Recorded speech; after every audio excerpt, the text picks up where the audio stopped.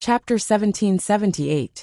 The four ladies' faces sunk as they pointed at Yi Qing Luo and started scolding her. Slut! What did you say? You hit me and still dare to let this little waste poison us? Do you believe that I will not let you see tomorrow's sun? Relying on the fact that they had the advantage in numbers, the four women were not afraid at all. This Yi Qing Luo had indeed shone brightly in the Alchemist's Guild. But that was only limited to alchemy talent. Generally speaking, alchemists needed a lot of time to research and practice before they could raise the success rate of alchemy step by step. Because of this, those talented alchemists would absolutely not spend time to cultivate profound qi. Moreover, their family members were rushing over to the treasure-gathering pavilion. The other two ladies pointed at Bai Ming-che. Little waste, if you dare to touch us, don't think that just because you've become a disciple of the Alchemist's Guild, our Zhao family won't dare to touch you. My Qian family too. And my Sun family. My Li family. Zhao and Li family were both in the South Continent, and were considered as famous and influential families. There were also a few genius profound practitioners who were famous in the Jianghu, and they were doing quite well in the Jianghu, whereas the Qian family was a large family in the North Continent. Sun family was a large family in the East Continent, and it was rumored that they were related to the royal family. These four families, which were neither too big nor too small, had been connected by marriage for generations. Because of this, the four young ladies from the four families often mingled together and acted in collusion. Based on the status of their four families, if one of them mingled outside, she might flip the car. But the four of them represented the four families and mingled together. This car would not flip no matter what. The crowd of onlookers were all famous and influential people from various continents. They also understood why these four ladies dared to bully a young man in such an arrogant manner. After all, his background was strong. Luckily they didn't speak up for that young man earlier. Otherwise it would be troublesome if they got involved with the four families. They weren't afraid of trouble. It was mainly because they didn't want to stir up trouble. Everyone's gazes looked towards Yi Qing Luo, who had stepped out to stop them. This young lady, she must have gotten into trouble. Bai Ming-che, however, completely ignored the four girls who were proudly announcing their family background. He stared at Yi Qing Luo as his eyes sparkled. Miss Yi, is what you said true? Then I'll do it, okay? And don't worry and do it boldly. If anything happens, I will take responsibility.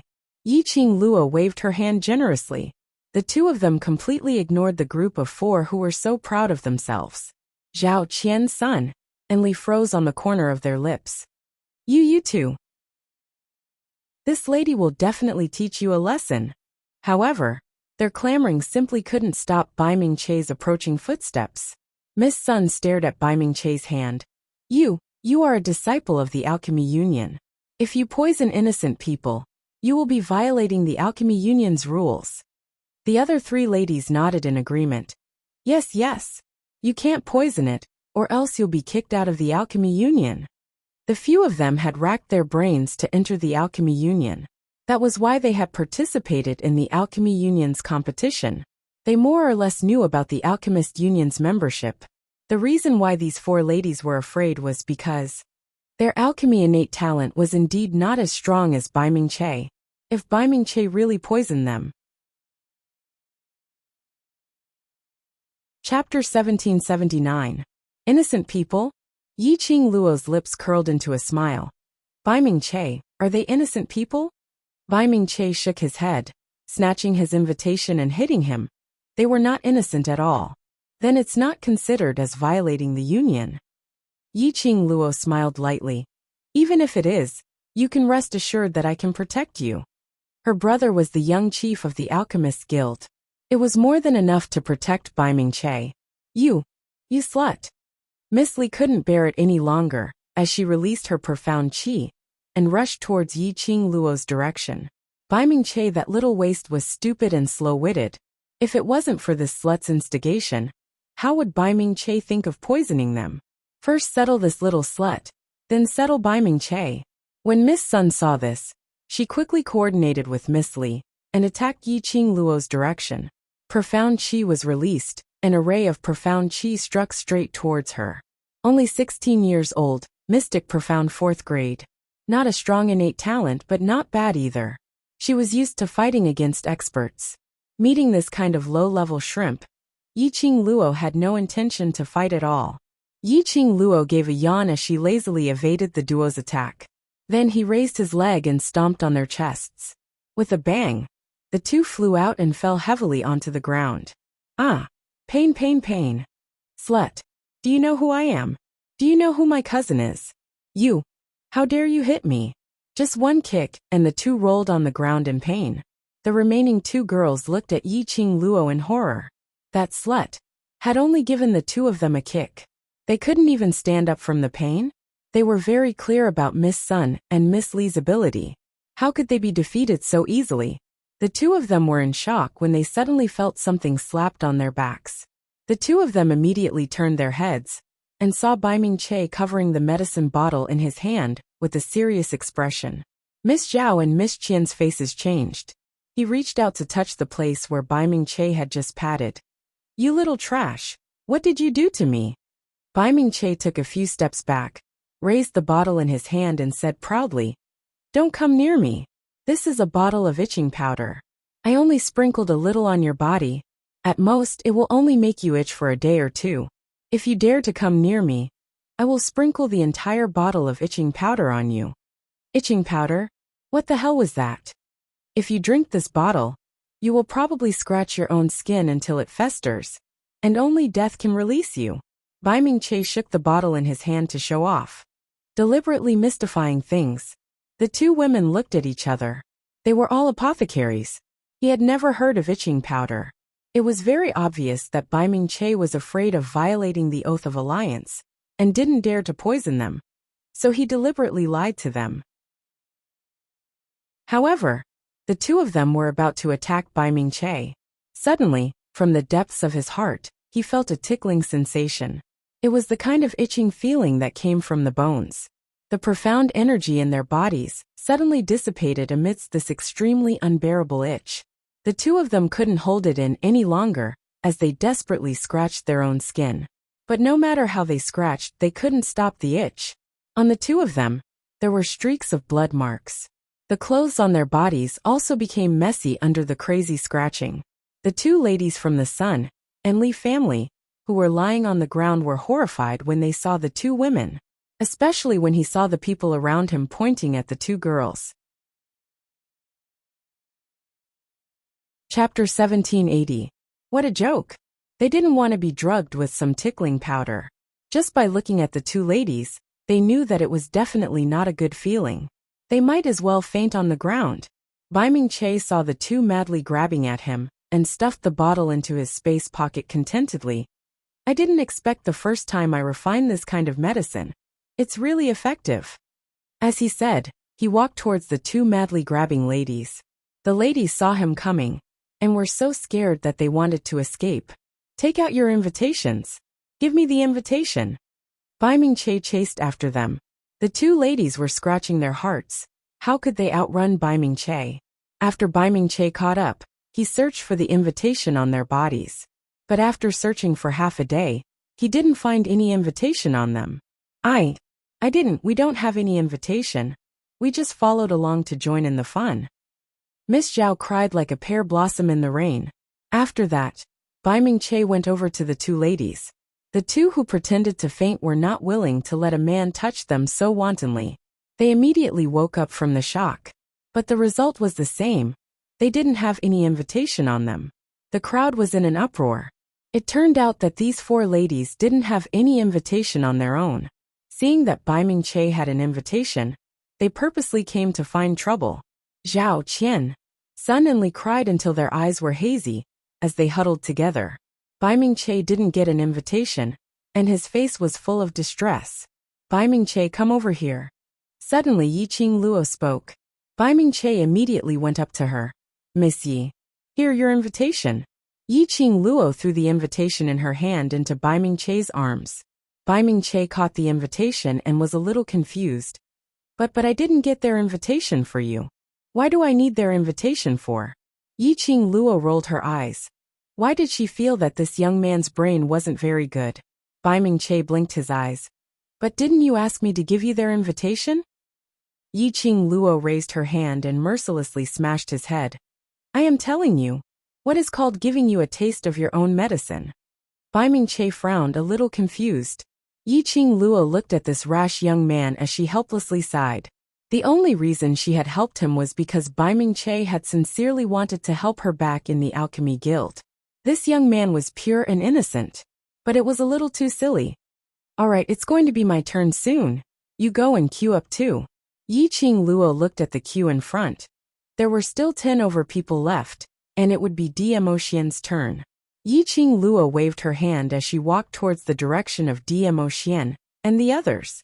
Her body had just leaned into Dmo Xian's embrace. A sharp and cold voice came from behind her. Little girl, don't you know the rules of Jubao Pavilion? You actually want to cut the queue so openly? Cutting the queue? Yiqing Luo's brows rose. These words were obviously referring to her. Yiqing Luo turned her head and looked towards the direction where the voice came from. A plump middle-aged man dressed in a luxurious brocade robe walked over, escorted by a dozen guards. Sun family's young miss saw that man and immediately climbed up from the ground. Eldest uncle, you're finally here. Xiao is about to be bullied till she can't face anyone. The middle-aged man glanced sideways at the disheveled Sun family's young miss, and the expression on his face sunk slightly. Chapter 1781. The middle-aged man released a powerful aura. His cold and sinister eyes stared coldly at Yiqing Luo. When the people around them saw this, they couldn't help but shrink their necks and look away. Someone in the crowd recognized the middle-aged man and whispered, "Is that Prime Minister's son of the East Billow continent? He actually came to participate in the auction." Prime Minister's son? He is the Prime Minister of the Eastern continent. I'm afraid this little girl is doomed. The people in the queue were all discussing. However, after recognizing Prime Minister's son, he did not immediately approach him to curry favor with him. These people were all shrewd people. He spent most of his time among the upper class. Naturally, he would not easily choose a side. This girl in red had a noble and elegant temperament. Every smile and frown was captivating. Yet it caused others to not dare to have any profane thoughts in their hearts. Furthermore, even after knowing that the other party was Zhao Qian's granddaughter and the young miss of the four clans, he still showed no signs of fear. It could be seen that the young lady's background was not inferior to those four young ladies. He just didn't want to talk about this girl. She then turned to look at the young man, who looked like an idiot. She had just heard the four young ladies say the words Alchemy Union. The Alchemy Union. That youth was from the Alchemy Union. Even if the monarch of the Eastern continent came, they wouldn't dare to pick a side easily. Hearing those discussions behind her, Yiqing Luo's slender brows rose as she looked at Prime Minister's son with a smile which didn't look like a smile. Oh then, Treasure Gathering Pavilion is the place for your Sun family to behave atrociously? You. Prime Minister's son's face was filled with rage, his face filled with dignity. Little girl, this old man is not going to argue with you. This Treasure Gathering Pavilion has its own rules. You cutting the queue is a violation of the rules. Yiqing Luo touched her chin as a crafty arc appeared in her eyes. Did I cut the queue? How come I don't know? She then covered her mouth in shock, her eyes filled with innocence. So Prime Minister's son has eyes of 1,000 miles, and saw me cutting the queue from 1,000 miles away. So he specially rushed over to teach me the rules of Jubao Pavilion? Pfft. The people in the queue could not help but laugh out loud. This young lady was indeed not someone to be trifled with. It was obvious that she was mocking Prime Minister's son for trying to bully her and deliberately make things difficult for her. He was also mocking Prime Minister's son for being disrespectful. A person from the Eastwater continent actually came to interfere in the matters of the Treasure Gathering Pavilion. Prime Minister's son's face darkened. He strode towards Yiqing Luo with a burst of valiant pressure, pressing down on Yiqing Luo's nerves from all directions. A pair of sinister eyes, revealing a biting cold warning light, trying to use his own aura to scare Yiqing Luo.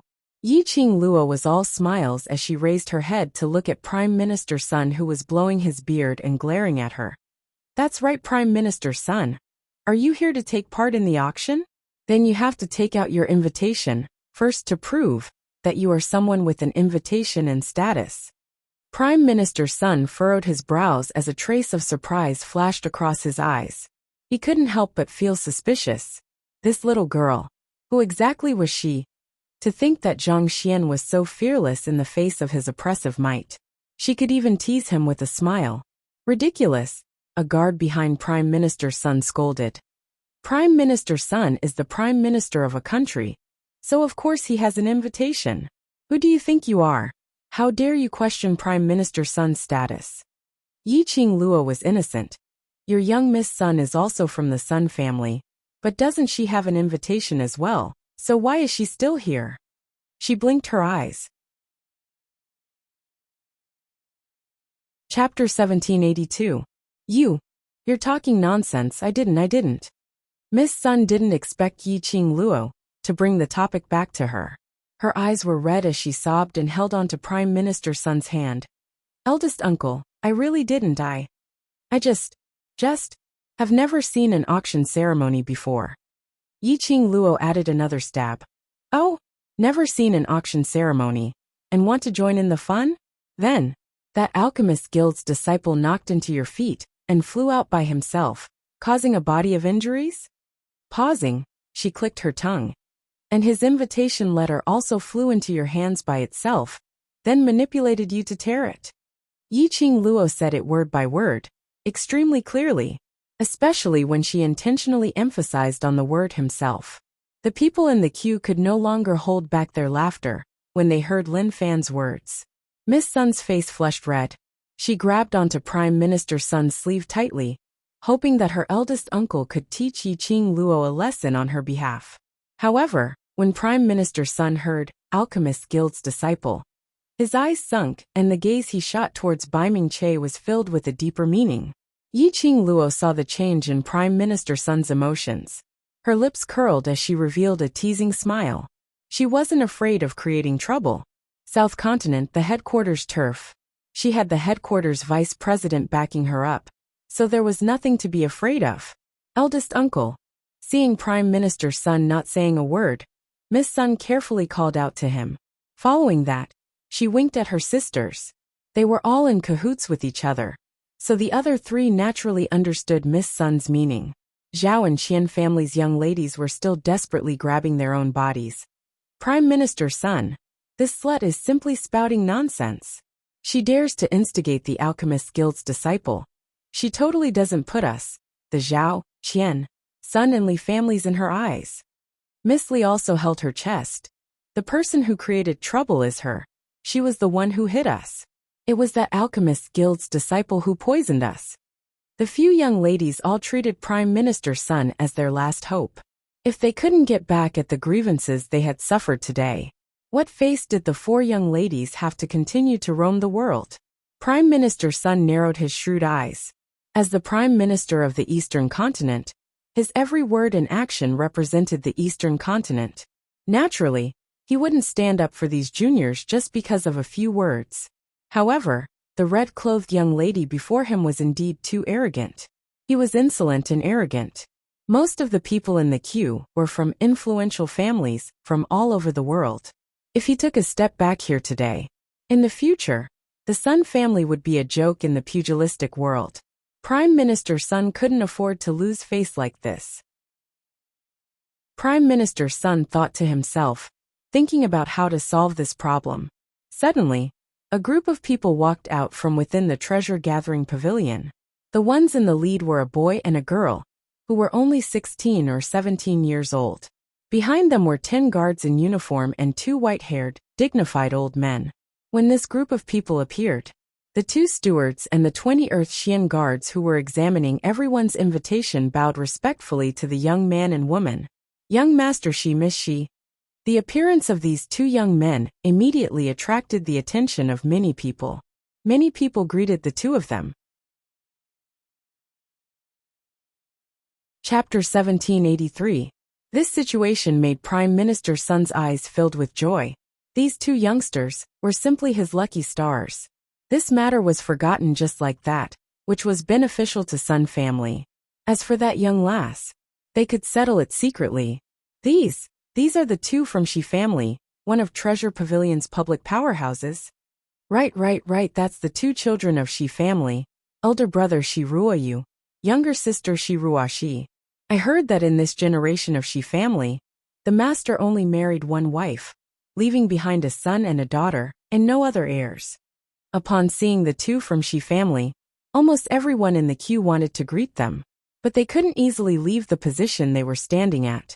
Otherwise they would have to queue up again. In the crowd, a tiny voice was suddenly heard. The two from Shi family, despite being so busy, still took the time to come over. Are you here to personally welcome Prime Minister Sun? This sentence made everyone instantly reacted. That's right. Today was the auction. As one of the public powerhouses of Treasure Pavilion, the Shi family should be busy in Treasure Pavilion. But this pair of siblings actually came to Treasure Pavilion. Apparently they had heard the servants' report and specially came to the entrance to welcome them. Of all the people present, the one with the highest status was Prime Minister Sun, who came from the East Continent. Shi family's siblings were obviously here to welcome Prime Minister Sunday. Everyone instantly forgot about the matter of Prime Minister Sun suffering a setback in front of Yiqing Luo. They all casted envious gazes towards Prime Minister Sunday. To be able to make the Shi family's siblings to welcome him personally, he must be a respectable person whom Treasure Pavilion recognized.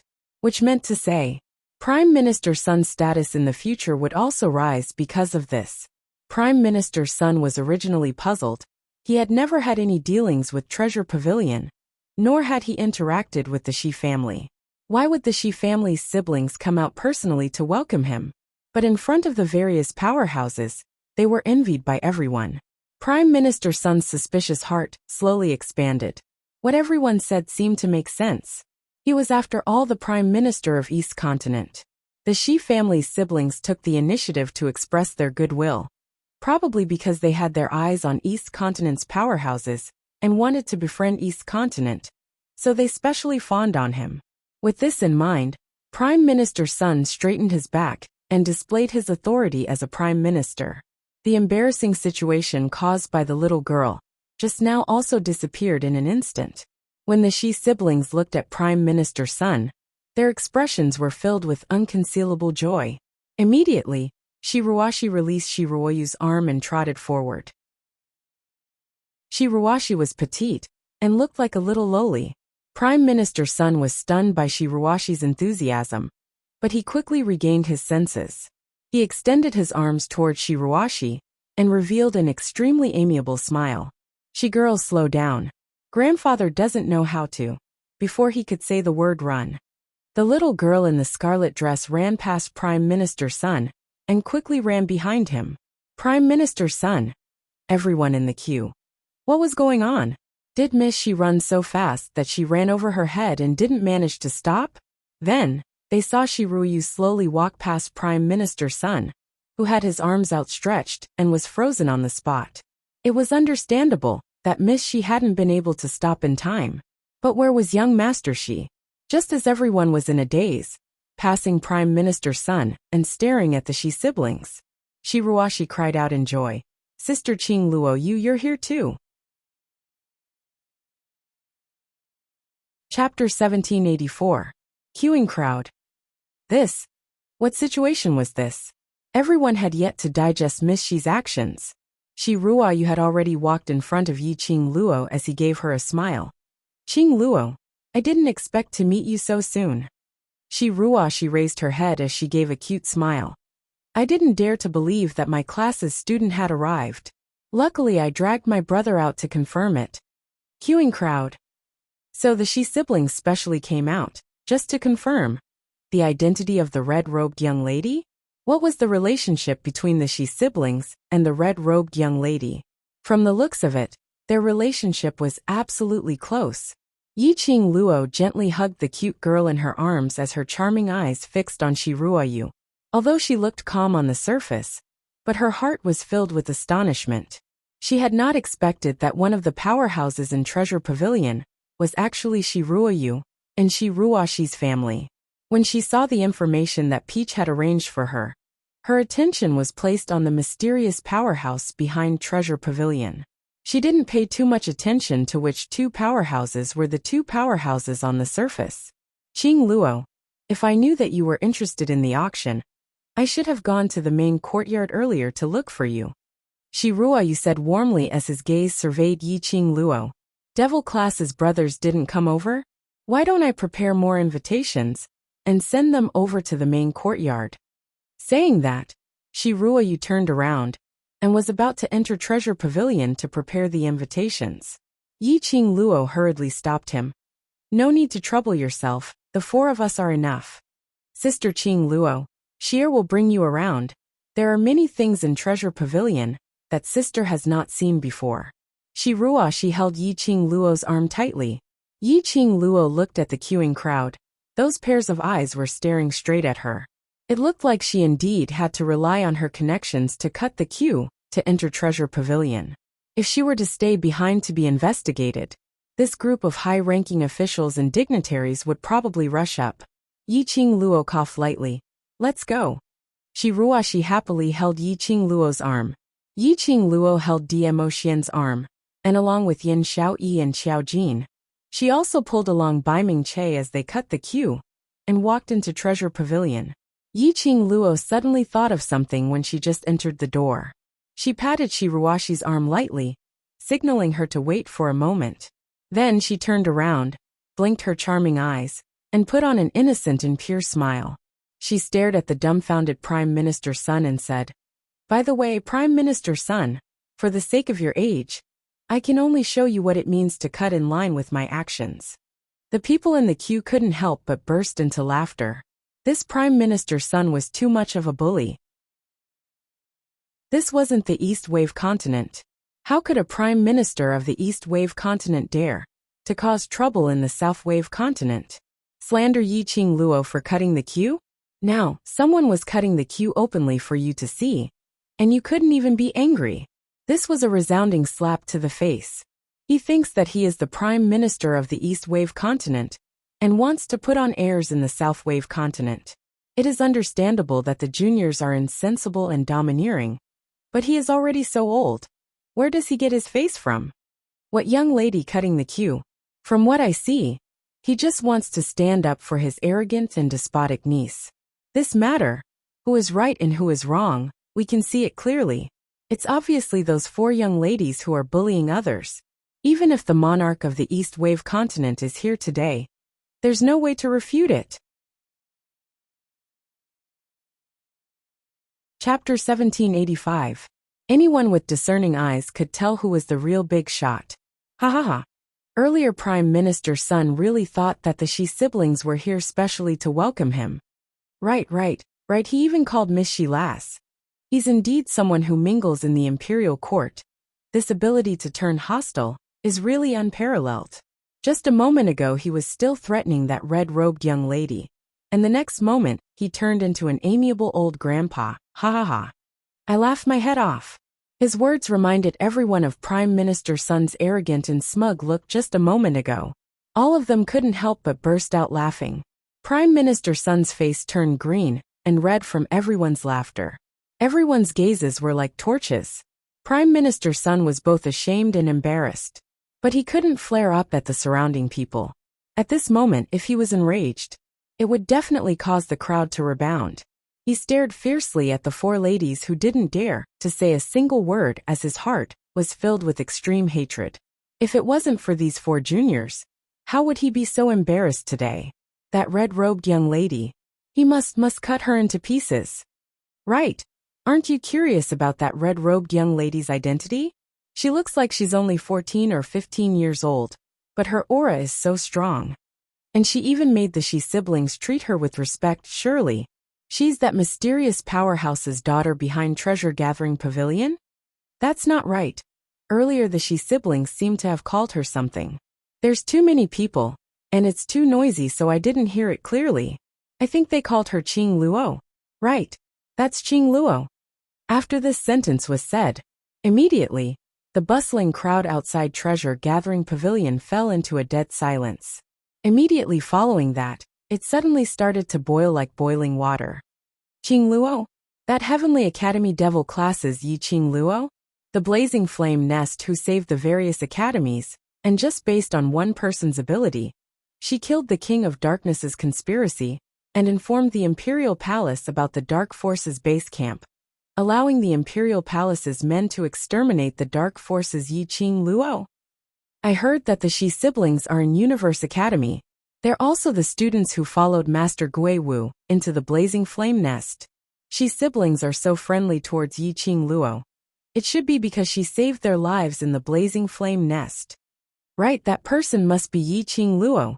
The main academy's director had personally admitted that student Yiqing Luo is their hero. Countless voices of discussion rose one after another. Everyone started to admire Yiqing Luo even more. He despised Prime Minister Sun even more. After hearing Yiqing Luo's identity, Prime Minister Sun's expression turned extremely ugly. He resisted the strange looks from the people around him and led a group of people to the back of the queue. No matter what, he couldn't miss this auction. Yiqing Luo and the rest entered the treasure-gathering chambers. The Jubao Pavilion was extremely spacious, and the auction hall could accommodate at least 20,000 people. There were also thousands of private rooms on the second floor. A place with Qing Luo around is indeed bustling.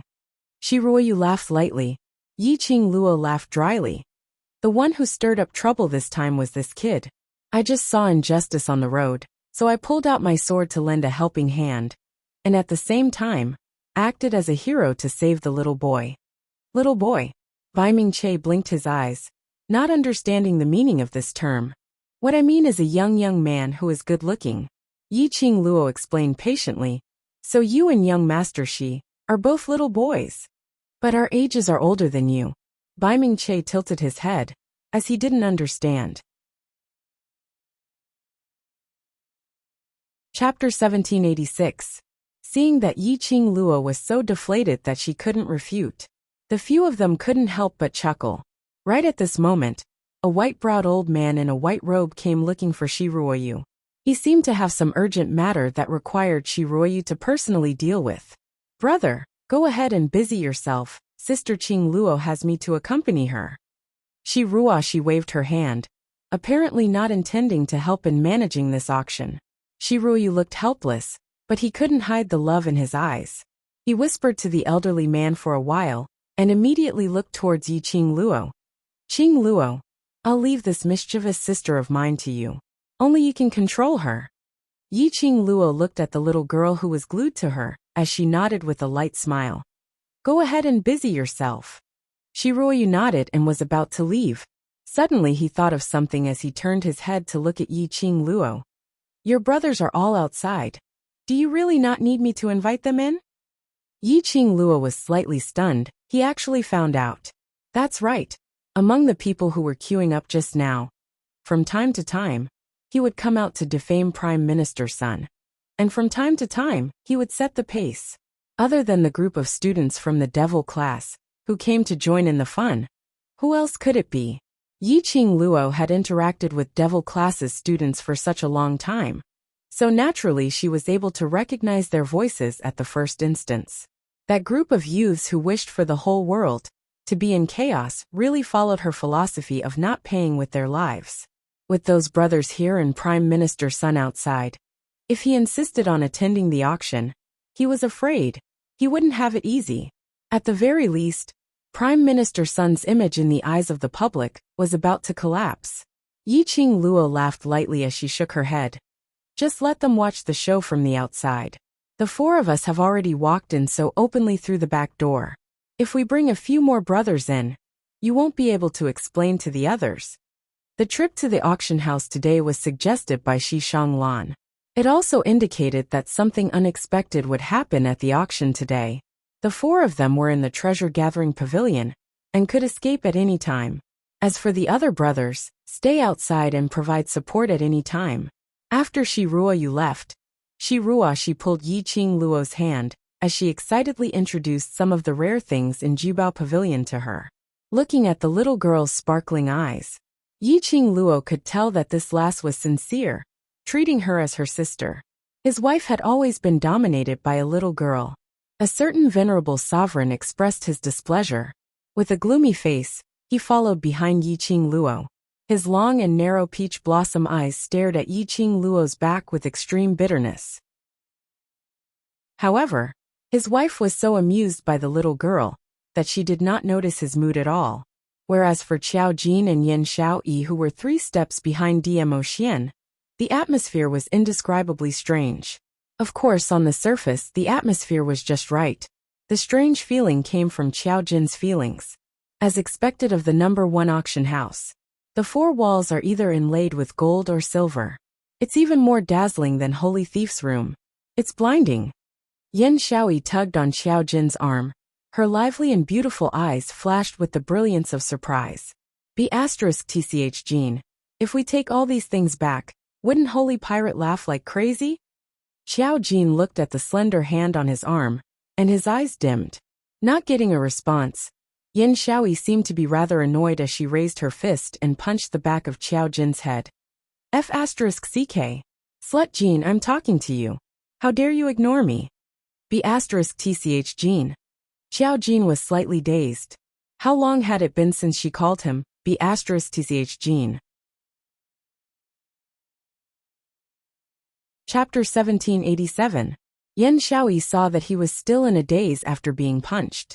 She clenched her fists and tried hard to maintain the expression on her face, hiding the flash of pain in her eyes. After that, she grunted lightly and jogged far away from Qiao Jin. I can't be bothered to talk to you. I'll just get a taste of being rich myself. Saying that, Yan Xiaoyi hastened her footsteps as she walked past Yiqing Luo, squeezing through the crowd in front. Xiaoyi. Yiqing Luo's brows creased as she immediately called out. However, Yan Xiaoyi seemed to not have heard her voice as she blended into the crowd and disappeared. Jinzi, what's going on? Haven't I asked you to follow her properly? Yiqing Luo's expression sunk as she turned her head towards Qiao Jin. But he saw Qiao Jin standing rooted to the ground, his eyes staring blankly in the direction that Yan Xiaoyi had left. Yiqing Luo was filled with reprimands, but after seeing Qiao Jin's expression, she couldn't say anything at all. She pursed her lips and let go of Shiruashi's hand. She approached Qiao Jin and whispered in his ear. It's not safe here. If you don't want anything to happen to Xiaoyi, you'd better follow her closely. Pausing, Yiqing Luo's eyes were tainted with a thin layer of ice. No matter what you treat Xiaoyi as, I only hope that you protect her well. Qiao Jin's body stiffened as he abruptly shifted his line of sight, meeting Yiqing Luo's eyes. Yiqing Luo didn't say another word as she directly turned around and returned to Shiruashi's side. Together with Shiruashi, they continued their journey forward. Dmo Xian didn't even bother to look over as his gaze was all on Yiqing Luo. The 3 of them had already gone far away. Qiao Jin was still in a daze as he stared at the direction where Yan Xiaoyi had disappeared. An intense dull pain assaulted his heart. It was as if a sharp blade had pierced his heart.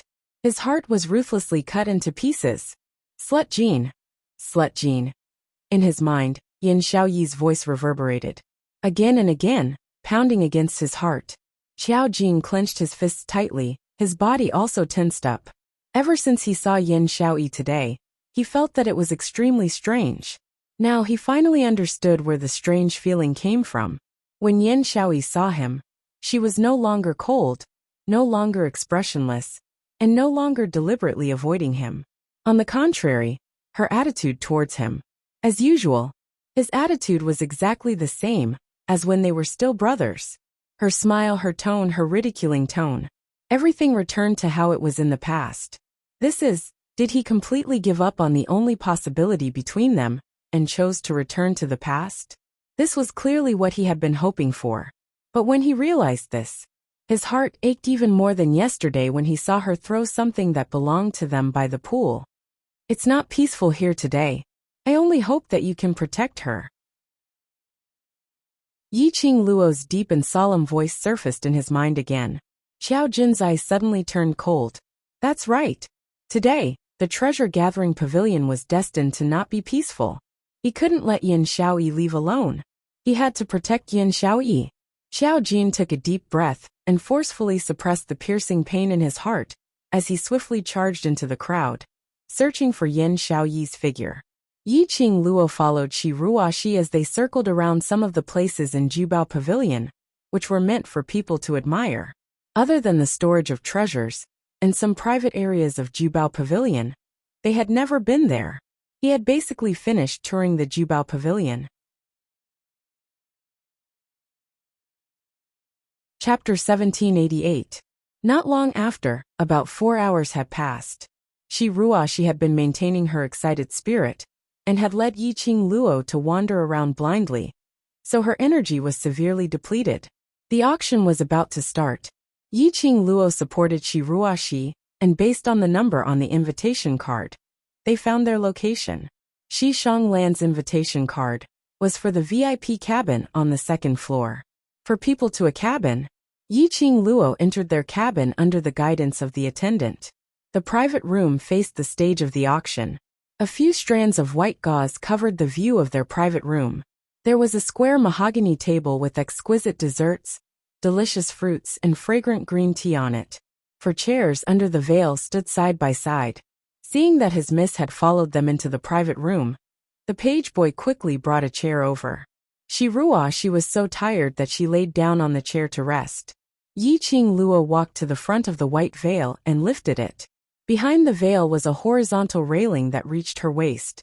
Looking over, one could see the entire auction hall. Even those guests in the opposite cabin, who lifted the veil, could see it. Yiqing Luo took a look at Shi Ruoxi, who had fallen asleep on the chair, and smiled helplessly. This lass, it was only the 2nd time they met, and she was so assured of them. One must know, Shi Ruoxi was the miss of the Shi family. If she was some evil person, to kidnap Shi Ruoxi, then she could threaten the Shi family, threaten the treasure-gathering pavilion. Lil Luo, or how much longer do you want to watch? Behind her, a sour voice was heard. Before Yiqing Luo could turn back, a scorching feeling covered her back. The man's boiling hot chest was pressed against her back. Her body was brought into Demo Xian's arms. The both of them fell onto a chair not too far away from Shi Ruoxi. Yiqing Luo stretched out her hands in shock and hugged his neck tightly. Ah Xian. The words had just left her mouth when the man's scorching breath covered the sky and earth. Before she could finish her words, it was forcefully swallowed back into his stomach. His kiss was extremely forceful. It was overbearing, an irresistible force. The sweet and scorching breath intertwined between their lips. Yiqing Luo's body kept quivering under his kiss, and his large palms which couldn't be restrained. Her face was already dyed crimson. Her slightly opened and closed eyes were filled with a misty and seductive luster. Why did he suddenly turn blue? And he was kissing her so hard. The kiss was so green. Little she was still asleep. If she woke up and saw them like this, wouldn't they be teaching the wrong things? Thinking of this, Yiqing Luo's consciousness awoke from the dizziness of Demo Xian's kiss. She immediately tried to struggle, but just as he moved, all of a sudden, he put more force into his lips. He fiercely sucked on her little tongue. Yiqing Luo's petite body shuddered violently as an extremely shameful voice leaked out from her mouth. Her entire person once again fell limply into Demo Xian's arms. He kissed Yiqing Luo until she was about to suffocate before he released her lips. Then his hot, wet lips pressed against her neck. Yiqing Luo's petite body trembled even more violently as her little hand weakly rested on his chest. Ah Xian. Don't continue, this is treasure-gathering chambers. Although there was a veil to cover, but this veil was hazy, how much could it cover? And the outside was a boiling cauldron of voices as people came and went. Adding on to the fact that there was a little girl who could wake up any time. This was simply too exciting. Chapter 1789. When Demo Xian's fingers slid into her fair skin, Yiqing Luo completely went berserk. At this moment, how could she still have any romantic thoughts? She raised her fist and smashed it hard on Demo Xian's head. Her whole body turned soft. This punch was slow and powerless. Demo Xian easily grasped her fist.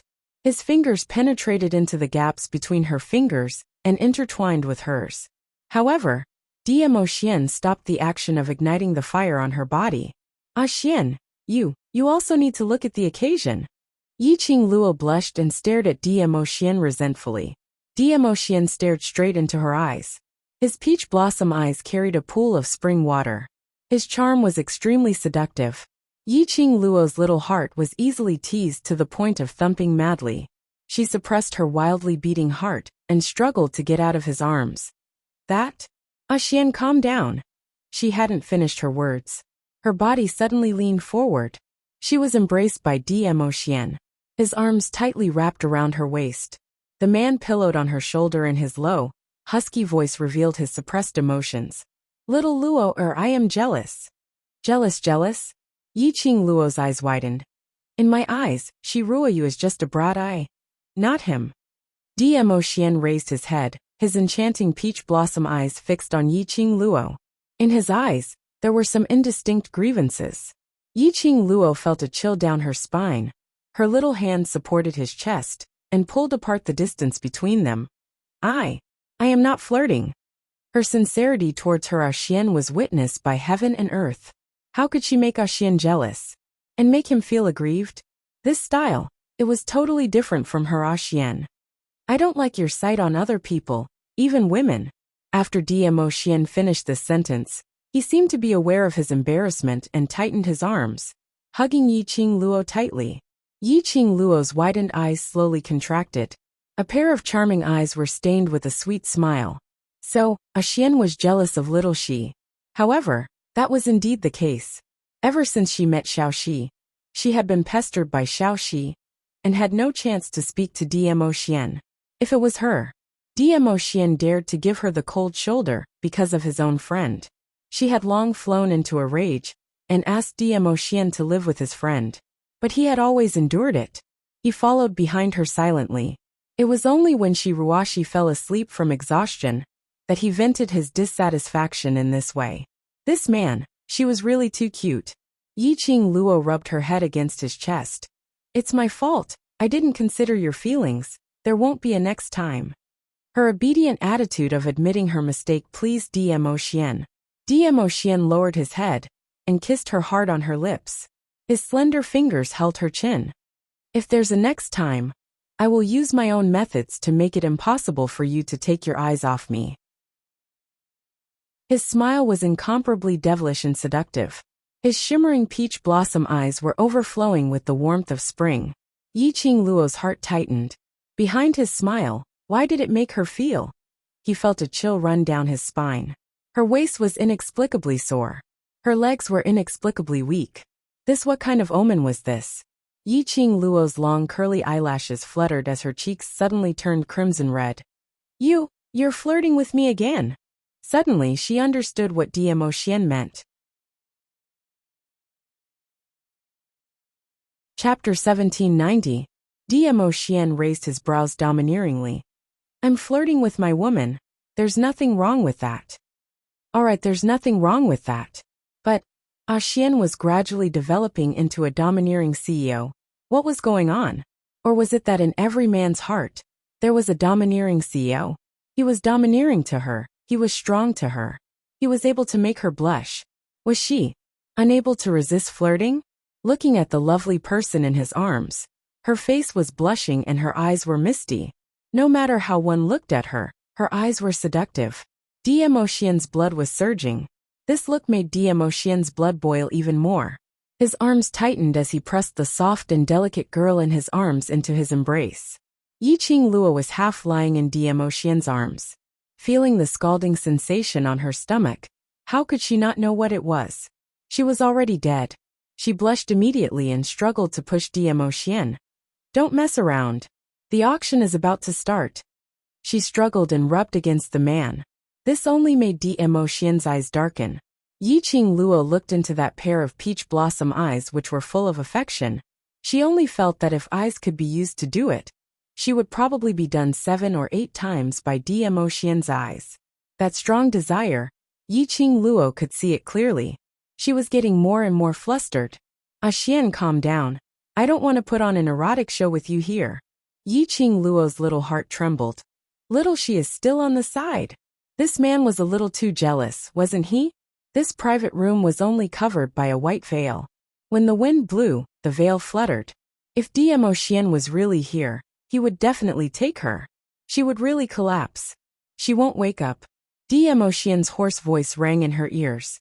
The man's heavy breathing sprayed into her ears. Extremely heavy, the elegant sandalwood fragrance revealed an aura that made one blush. Yiqing Luo's delicate body was also trembling from the heat, slightly warm.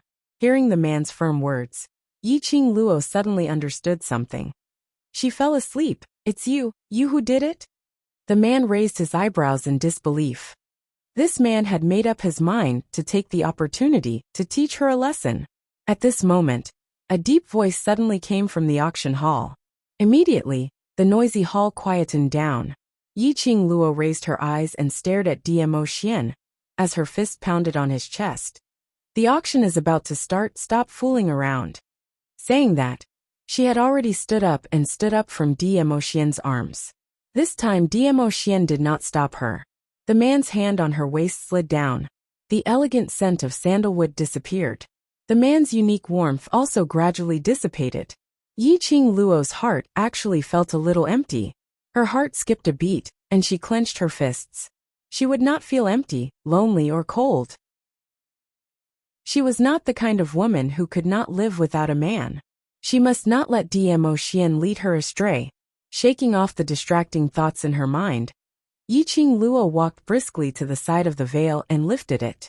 She saw the tall stage in the middle of the auction hall, and the white-browed old man who was beside Shi Ruoyu earlier stood there, explaining the rules of the auction. The hall, which could accommodate more than 20,000 people, was actually filled with people. Looking at the private rooms in front, it was also full. Yiqing Luo couldn't help but sigh silently. It was indeed the #1 auction house in the southern continent. It indeed lived up to its reputation. She watched the bustling scene in high spirits. Chapter 1791. Xian, look, Prime Minister's son. Yiqing Luo pointed to a private room on the opposite right as a meaningful smile surfaced in her eyes. But before she could finish her sentence, her body felt light, and she was once again tightly embraced in Dmo Xian's embrace. Dmo Xian snorted lightly. What are you looking at him for? He's just an old man, what's there to look at? Yiqing Luo laughed into a ball in his arms. Don't tell me you're jealous of him too? Eat. Dmo Xian's answer was very straightforward, as though it was a matter of course. Yiqing Luo's body leaned into his embrace. She could clearly feel the man's rising temperature. There was also a certain place that didn't show any signs of stopping. Her eyes curved into crescents as she smiled. Her long and narrow eyes flashed with a bewitching radiance. She leaned closer to Dmo Xian. Her fragrant breath gently blew into Dmo Xian's ear. She could feel the man's body gradually stiffening. Yiqing Luo couldn't help but burst out laughing as she hooked her arm around his neck, giving a charming smile. Little Xian, bear with it first and get through the auction. After we return, you can do whatever you want. Dmo Xian's body tensed up even more. The veins on his forehead were bulging. Heavy breaths fell on Yiqing Luo's ears. It made Yiqing Luo giggle continuously. This lass was simply like a demon. Dmo Xian's eyes were scarlet red as he stared fiercely at Yiqing Luo. That gaze seemed as though it wanted to strip Yiqing Luo clean. The old man in the auction hall had reached the end of his speech. Dmo Xian's body tensed up as he hugged Yiqing Luo tightly, and used her petite body to fiercely press against a certain part of him. Yiqing Luo's alluring face flushed red, but she didn't struggle any further. Dmo Xian leaned close to her ear. His voice was husky and exceptionally alluring. All right. One word and Yiqing Luo's ears were about to get pregnant. Yiqing Luo stared at him as she pushed his hand away. I'm not going to mess around with you anymore. The auction has already started. Hasn't Jin Zi found Xiao Yi yet? Jin Zi and Xiao Yi both had invitations. The name of their private room was printed on the invitation. He should have been able to find them. It had been so long, but they still hadn't come to the private room. Thinking of that man who was smiling warmly like jade, Yiqing Luo's heart surged with an ominous premonition. There's Jin Zi here, no need to worry. Dmo Xian's expression resumed his usual devilish splendor. He walked to the side of the veil and scanned the crowd below. Jin Zi has feelings for Xiao Yi. Yiqing Luo's slender brows creased as she glanced sideways at him. Jin Zi's ability. Isn't it only at Earth Profound 7th grade? I can barely protect myself, but protecting Xiao Yi is a little difficult. Dmo Xian looked ahead. The expression on his face was rather complicated. After a while he sighed softly. He is not as simple as he seems, but I can be sure that Xiao Jin will not harm any of you. Jin Zi wasn't as simple as she thought. Indeed, she had always felt this way. He just didn't want to speculate too much about his brother. Everyone had their own secrets. A secret that he did not wish to be explored by others. However, you know Jin Zi's identity? Yiqing Luo's brows rose as she felt curious. Dmo Xian only smiled. Seeing that he didn't intend to say, Yiqing Luo couldn't be bothered to ask any further. Since Dmo Xian had already said that Xiao Jin could protect Yin Xiao Yi, she believed in Dmo Xian's words. At this moment, the auction stage started to stir up the atmosphere and heat. Chapter 1792. It was a Supreme Being Great Armor. It was rumored to be used by Sky Mystic Supremes. Wearing it, unless it was a Supreme Grade weapon or above, it would absolutely not be able to damage the armor at all. The first auction item was a Supreme Grade. Everyone instantly felt their blood boiling as they started to look forward to the 10 auction items in the baptism auction. This kind of life-saving armor had aroused the enthusiasm of many cultivators. After more than 10 rounds of bidding, it was finally won by a family with 100,000 gold coins. Following that, there were some 5th grade medicinal pills, Supreme Grade weapons. There were also some strange jades. The further it went, the more precious the auction items were. The excitement in the entire auction hall was stirred up by wave after wave. However, Yiqing Luo was drowsy looking at it. She had no interest in these things at all. In terms of medicinal pills, even if she couldn't refine them, she still had her ancestor-level master, Ghost Doctor. What medicinal pills could she not have? Weapons? Jewelry? She could casually pull out one from the Profound Phoenix ring, and it would totally beat those auction items. Young Mirage Beasts? Her battle pets were either holy beasts or battle-type Mirage Beasts. Looking at the 20,000 over people in the hall, their cheers were earth-shattering and the excitement was surging. Yiqing Luo started to wonder, could this group of people be hired by the treasure-gathering pavilion? Were these things worth their excitement? Also spent a lot of money to smash. If she knew it was so profitable, she would have taken out all the things in the Profound Phoenix ring to exchange for money. If everyone present knew what Yiqing Luo was thinking, they would probably be gnashing their teeth and scolding Yiqing Luo for being perverted. Did you think everyone was as perverted as you? Did you think everyone was as lucky as you? You could pick up divine weapons, holy beasts and experts just by walking on the road. Don't you dare to cheat too much. You still have the cheek to complain about our excitement? Time passed by minute and second. By the time it was the 7th auction item, another 4 hours had passed. Yiqing Luo stretched her waist as she turned her head to look at the drowsy Shiruashi. His gaze paused on the 2 empty chairs for a moment. Jinzi still hasn't returned. Did something really happen? Dmo Xian wrapped his arm around her waist and nodded his head absent-mindedly. Yiqing Luo suddenly pushed his hand away and stood up. Did something really happen? Dmo Xian squinted his bewitching peach blossom eyes as he propped his chin on one hand and leaned lazily against the chair. Something's happened. Dmo Xian would never crack such a joke. But his attitude? Why was he so nonchalant, as if he didn't care? This also meant that Xiao Jin and Yin Xiao Yi should be fine. But knowing that something had happened to them, even if she knew that they were fine, Yiqing Luo still couldn't help but worry. Where are they? Yiqing Luo somehow felt that she was always in control of Dmo Xian's hands. Dmo Xian reached out and grabbed her arm. Yiqing Luo's body lost its balance and fell into his arms. The man chuckled beside her ear. Lil Luo, do you really think of me as an omniscient deity? At this moment, I'm not in the mood to joke with you. Yiqing Luo was burning with anxiety as she stared at him. Dmo Xian gently caressed her hair. I indeed don't know where they are, but someone does. Who? Dmo Xian's thin lips curled upwards as his gaze turned towards a certain direction. Yiqing Luo followed his gaze and looked over.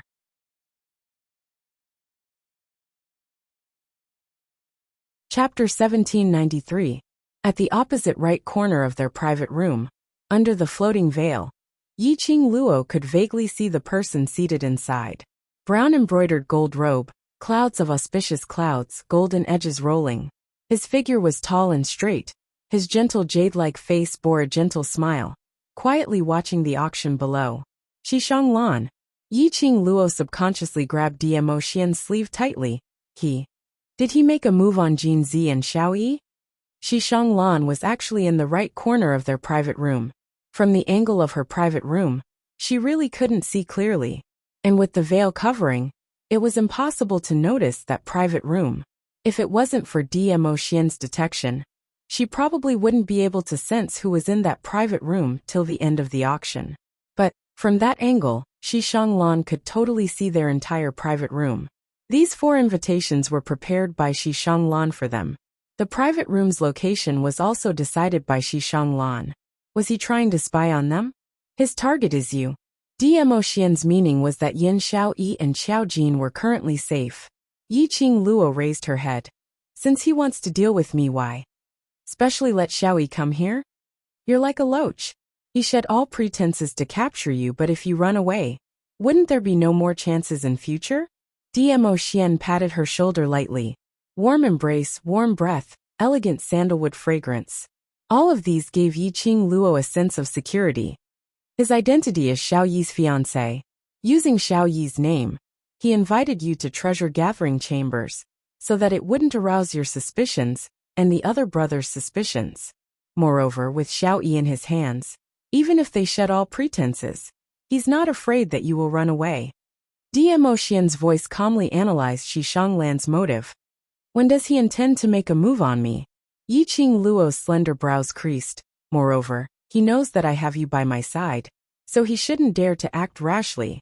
So without absolute confidence, he wouldn't dare to make a move easily. Dmo Xian leaned close to her ear. Today, you must not leave my side. Yiqing Luo felt her skin itching as she shrank back and hung her head down as she grumbled. I know. I will definitely hug your thick thighs tightly. Don't just talk about it. If you leave me on your own accord, when we return. Dmo Xian's voice lowered again. I will punish you. You won't be able to get off the bed. Yiqing Luo's petite body trembled. Her little head leaned on his chest, shaking and swaying. You beast. I won't give you that chance. She absolutely believed it. This man would do what he said. In the opposite corner of the private room, Xishang Lan held a cup of tea and took a sip. His gentle gaze fell onto Yiqing Luo's private room. The white veil fluttered. A man and a woman hugged each other tightly and seemed to be whispering something. After that, the girl shyly stepped into the man's embrace, as if she was acting coquettishly. From Xishang Lan's angle, he could see the side of the man's face that had a teasing smile on it. His gentle eyes flashed past a trace of ridicule. Young master, the overlord has always been sinister and cunning, could it be? Behind the private room, an ugly and extremely sinister skinny old man opened his mouth in a low voice. Before he could finish his words, Xishang Lan raised his hand, until the little old man's voice was heard. His thin lips rose slightly, as gentle as the wind, like the spring breeze caressing one's face. However, if one were to look closely, one would find that the smile was actually hiding an extremely cold and sinister aura. Chapter 1794. No matter how strong or how heaven-defying a man was, he was still a man. Once he falls in love with a woman, he would no longer be strong. Even Dmo Xian was the same, because he had his own weakness. With a weak spot nearby, one's perception would decrease. The current Dmo Xian was wholeheartedly pampering his beloved young lady, so how would he possibly notice their plans? What's more, someone like Yiqing Luo who valued relationships and righteousness. He had the 2 men in his hands. He didn't believe that Yiqing Luo would abandon his brothers and leave with Dmo Xian. As for him, he only needed to suppress Yiqing Luo. Were they still afraid that Dmo Xian would not surrender obediently? This time, not only could he help his father to bring Yi Qing Luo back to the island, they could even capture Dmo Xian along with them. At the same time, he could also make use of Dmo Xian to take all the forces in the imperial palace for his own use. At that time, he would be his father's favorite son. He would also become the future island master. The skinny old man frowned. Young master, you are too confident. This kind of confidence is not a good thing. As the future master of the island, he naturally hoped that the young master could face everything with confidence. However, the other party was Dizun. He was a legendary figure in the Nirvana realm. Even the island lord wouldn't dare to touch the Tharch palace. The young master actually wanted to swallow the entire imperial palace? Wasn't his appetite a little too big? I guarantee that nothing will go wrong with today's plan. Shi Shanglan's expression suddenly darkened when he heard someone questioning him. His eyes and smile were still as gentle as the spring breeze. However, there was a strange viciousness to it. No matter how one looked at that face that was as gentle as jade, there was a sense of incongruity. Wu Sha, you just need to follow this young master's plan and arrange everything properly. After today's matter, this young master will definitely raise the status of you three siblings on the island. When the skinny old man called Wu Sha heard that, the words of advice stopped at the tip of his tongue. Far away, Yi Qing Luo's private room. Dmo Xian hugged Yi Qing Luo's petite body, but his peripheral vision was faintly discernible as he shot a glance at Shi Shanglan. Ah Xian, after Shi Shanglan makes his move, if we follow him, will we be able to find Xiao Yi and Jinzi? Yi Qing Luo suddenly raised her head and looked at Dmo Xian. Amen. Dmo Xian caressed her fine black hair. So what we can do now is to wait. Wait. Yi Qing Luo pursed her lips. But he hasn't taken any action. Does it mean that he isn't fully prepared? If we continue to wait, won't we be giving them a chance to prepare? What is his identity? What is the power behind him? Not to mention, since he chose to make a move in the treasure-gathering pavilion with a few tens of thousands of people, even if he wasn't completely prepared, he would absolutely not give us the chance to take advantage of the situation. Dmo Xian lowered his head and looked at Yi Qing Luo, who was unable to conceal the anxiety in her heart as he sighed softly. Everything about his lass was perfect. He was too sentimental and righteous. If a true expert had too many restraints in his heart, he would not be able to escape. This kind of restraint would only become a stumbling block to reaching the top. However, it was also because of the importance she attached to relationships. It was precisely because she seemed cold and hard, but in fact she was a gentle girl. She attracted his gaze. His beloved Lil Luo'er. It was this kind of Lil Luo'er.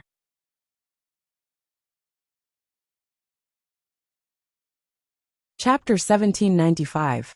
Yes, she wanted to bid for the heavenly primordial serene grass, and use it to refine pills for the two little sacred beasts. But in the current situation, how could she care about the Tianyuan serene grass? But when Yi Qing Luo raised her head and met with Dmo Xian's glistening peach blossom eyes, her petite body suddenly trembled. Right, her goal was to retrieve the sky primordial serene grass. If she didn't care about the Tianyuan serene grass, wouldn't Shi Shanglan, who had been spying on her in the dark, sense her abnormality? She could not let Shi Shanglan suspect anything. She must bid for this returning heaven primordial serene grass. Now, what number of items are we at now? Yi Qing Luo turned her head and looked outside the veil towards the direction of the first floor. The 9th item. Dmo Xian took her to the railing, returning heaven primordial serene grass. The 9th item for auction was the sky returning primordial serene grass, which Yi Qing Luo wanted. Fortunately, he did not miss it. At this moment, there were still more than 3,000 people bidding for the heaven returning origin serene grass. The base price was 50,000 gold coins, and the returning heaven primordial serene grass started at 10,000 gold coins each time. The price had already reached 3 million gold coins. It was obvious how many profound practitioners were yearning for the returning heaven origin serene grass. As long as they could obtain the heaven restoring origin serene grass and refine it, they would be able to achieve a breakthrough and bring glory to their clans. This was a glory that could not be bought no matter how much money one spent. Now that he was feeling the pinch, he had to spend some money. It would be good for the future. In an instant, the price of the heaven-returning serene grass soared to 5 million gold coins. And the person who called out this price was Prime Minister Sun, who was seated in the cabin not too far away from Yiqing Luo. Prime Minister Sun was the strongest person in the Sun family. He was unrivaled along the way, and became the Prime Minister of the Eastern continent. Not only did he rely on his means, but he also relied on his ability. The current Prime Minister Sun was already a high-level Earth Profound 8th grade Profound practitioner. He was only a step away from advancing to the 9th grade of the Earth Profound realm. If he consumed the pill refined from the heaven-restoring serene grass, he might be able to step into the Sky Profound realm. He had already invited a Grandmaster Alchemist to refine a pill for his advancement. Prime Minister Sun was determined to obtain the returning Heaven Primordial Serene Grass. He was auctioning something in the auction house. What mattered was not who was more powerful. It was about who had more money. Many rich kids began to bid again. Prime Minister Sun couldn't wait to get the returning Sky Yuan Serene Grass, so he didn't bother to argue with the others. 10 million gold coins. The atmosphere suddenly froze. The clamor instantly died down. 10 million gold coins? Could Prime Minister Sun afford that much money? The East Wave continent was so fertile? Spending 10 million gold coins for an herb that could raise the mystic rank? Was Prime Minister Sun crazy? Or did he want to obtain this stock of medicinal herb to advance? Promotion. Everyone in the auction house looked at Prime Minister Sun's private room enviously. If Prime Minister Sun wanted to ascend to the Sky Profound realm, he would become a Sky Profound Supreme Expert. Indeed, he did not care about money. Once he succeeded in becoming a sovereign of the Sky Profound realm, even if it was 30 million or 40 million, he was willing to spend it. 10 million gold coins. 10 million gold coins. Are there any other bids? The white-browed old man hit the auction stage with a hammer. He shouted at the top of his lungs, but no one responded. He raised his hammer high. 10 million gold coins going once. 10 million gold coins going twice. 10 million. 15 million. Suddenly, a sweet voice was heard. Another 5 million? Everyone was stunned. Everyone looked towards the source of the voice to see who was so daring.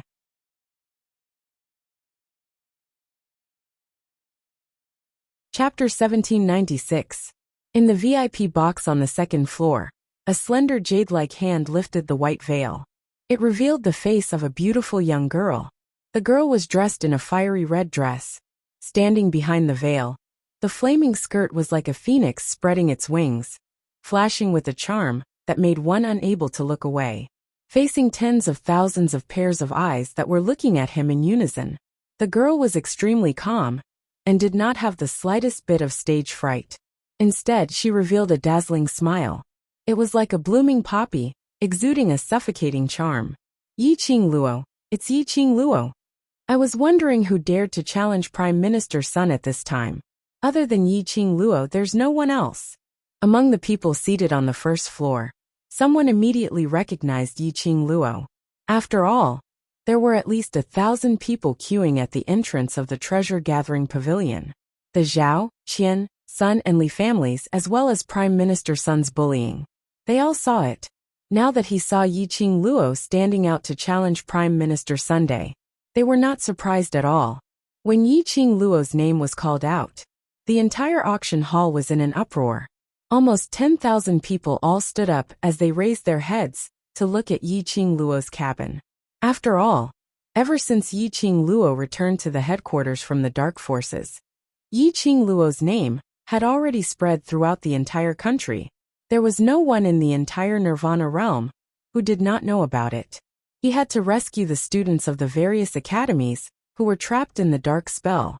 He became the benefactor of the various powers and sections. Then, he risked his life to sneak into the base camp of the Dark Forces and secretly revealed the location of the base to the Imperial Palace. Most importantly, this girl was only 15 years old, the girl who had been called trash in the past. Using his own strength, he sealed the King of Darkness consciousness. He had crushed the conspiracy of the dark forces. Even the ghost martial arts master, who had never been interested in anything other than practicing martial arts, was full of praise for him. Furthermore, he had a golden mouth to judge. In the future, Yiqing Luo would definitely be a talent who could ascend to the upper realm. Such a big name. It attracted the attention of tens of thousands of people every minute. Yiqing Luo had totally not expected that she would actually cause such a huge commotion. Even when he obtained the divine artifact in the tomb of the Ling King, it did not cause such a huge commotion. She was completely famous. 20 million. Just as everyone was admiring Yiqing Luo, Prime Minister's son was so infuriated that his chest kept heaving up and down as he clenched his teeth and spat out 3 words. Everyone turned to look at Prime Minister's son again. Looks like Prime Minister's son was determined not to let go. And that 15-year-old girl obviously didn't want to let Prime Minister's son have an easy time. 21 million. Yiqing Luo smiled lightly, as she wasn't in a hurry to increase the bid. Prime Minister's son slammed the table and glared at her angrily. Stupid girl. Do you know the rules of the treasure-gathering pavilion? Once the deal is made, it must be done on the spot. She was just a 15-year-old girl. Even though she had become famous to the point where she was known by everyone, she was still a little girl. However, it was only a matter of a few days. Even if the general hospital were to intervene, they wouldn't be able to prepare 30 million gold coins for her in such a short time. Premier's son absolutely didn't believe that Yiqing Luo could take out so many gold coins. Yiqing Luo raised her brows. I know, is there a problem? Prime Minister's son seemed as though he had eaten half a fly, as he didn't know whether to swallow or spit it out. The surrounding people didn't give him any face, as they all burst out laughing with a pft. The meaning in Yiqing Luo's words was very obvious. She wasn't afraid to do the transaction on the spot.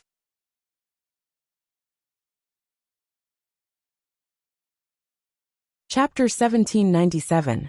Prime Minister's son suppressed his anger as he called out again. 25 million. Yiqing Luo's expression didn't change. 26 million. Obviously, Yiqing Luo was going against him. No one was willing to give in. As for the other tycoons, they were also extremely interested in this medicinal herb. Earlier it was because they heard that Prime Minister's son was going to advance to Sky Profound stage, and they weren't willing to offend a Sky Profound overlord. But now, Yiqing Luo was blocking in front of them. Those tycoons also started to call out their prices in a probing manner. It was just a joss stick's time, and the price had already reached 57 million. Many of the tycoons were sweating profusely as they looked at the sky recovering primordial serene grass with extravagant hopes. But the price had exceeded what they could accept. What was left was a stalemate between Prime Minister's son and Yiqing Luo. 60 million. Just 3 words, and one could tell that Prime Minister's son was gritting his teeth. Apparently, the current price had touched his bottom line. 61 million. Yiqing Luo smiled lightly as she continued to increase the bid by 1 million. The surrounding people were in a flurry of discussion.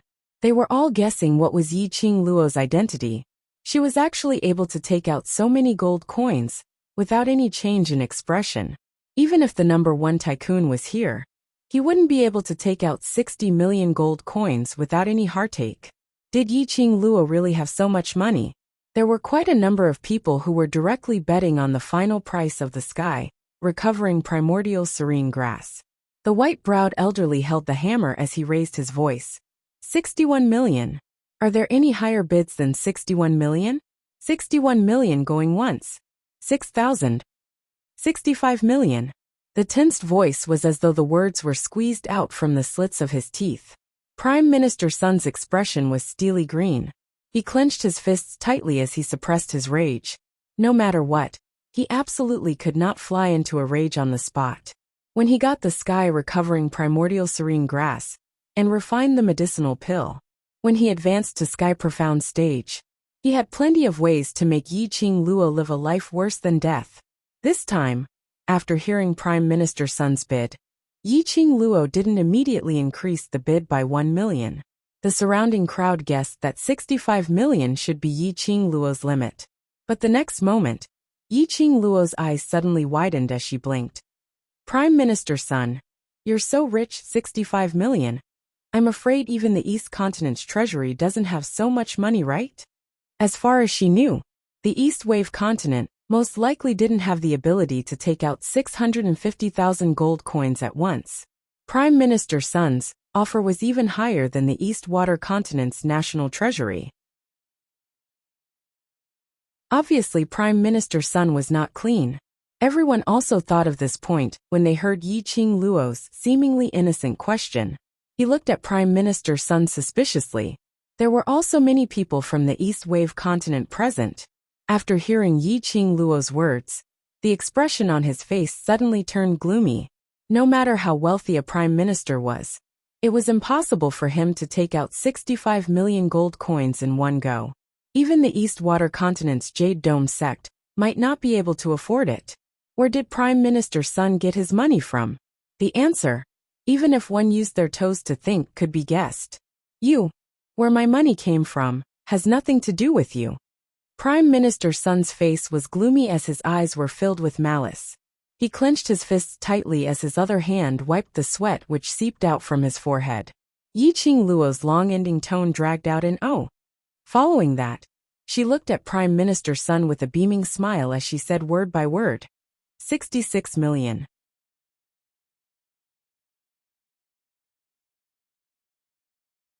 Chapter 1798. Yi Qing Luo. Prime Minister Sun couldn't bear it any longer. What on earth do you want to do? Looking at Prime Minister Sun's embarrassment turning into anger, unable to maintain the Prime Minister's dignified look, Yi Qing Luo's brows curved as she smiled delightfully. What do I want to do? I want the Tianyuan serene grass back. You. Prime Minister Sun pointed angrily at Yi Qing Luo as he panted in anger. Yi Qing Luo spread out her hands as she shrugged her shoulders with a helpless look. Prime Minister Sun just has to quarrel with a junior like me. What else can I do? I'm also in despair. Prime Minister Sun's dry lips kept trembling. He clutched his chest and gasped for air. Prime Minister Sun, do you still want to bid? The white-browed old man interrupted the quarrel between the two guests. As the auctioneer of Jubao Pavilion, looking at this kind of customer, who was completely playing with money in order to go against the other party, he loved it the most. But no matter what, that girl seemed to have a good relationship with young Master Shi. Bidding. Of course. Prime Minister Sun took a deep breath to calm himself down.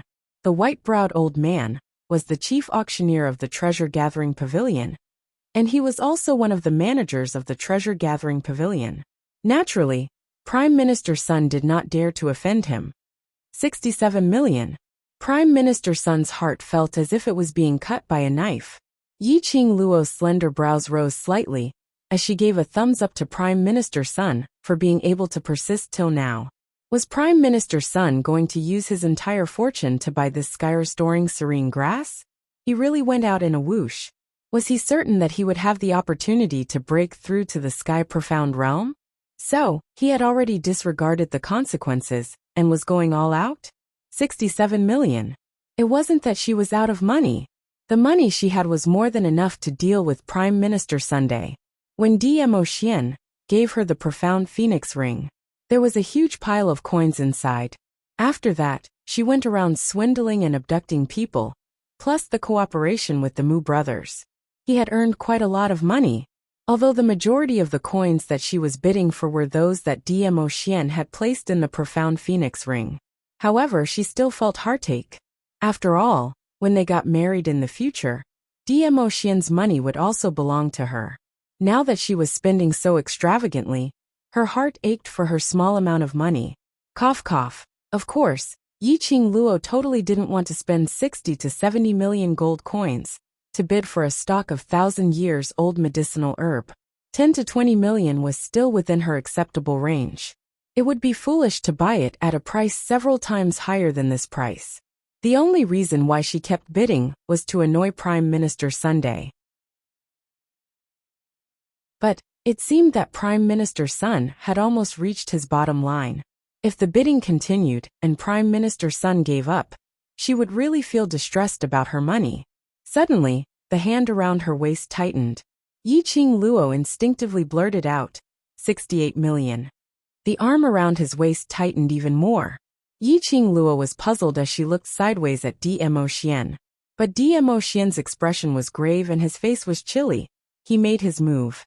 What?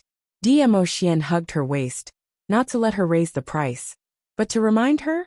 Yi-Ching Luo's expression sunk, as her gaze immediately shot towards Shi Shanglan's cabin. He realized that Shi Shanglan's voice had indeed disappeared.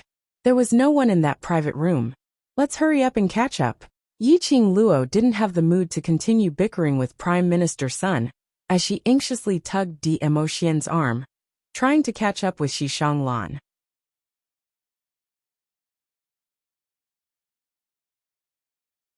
Chapter 1799. Yi-Ching Luo's breathing grew heavier, and she tried her best to slow down her breathing. That was right. Dmo Xian was right. She was the center of attention. Everyone's gaze was fixed on her. If she leaves, Shi Shanglan would definitely be suspicious. Once Shi Shanglan became suspicious, Xiao Yi and Jin Zi were probably in danger. She had to believe in Dmo Xian, to believe in Little Nine.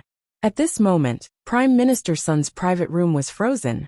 The butler next to him tried to persuade Prime Minister Sun to give up on the returning sky serene grass. He was slapped away by Prime Minister Sunday. Now it was no longer just a problem of a single stalk of herb.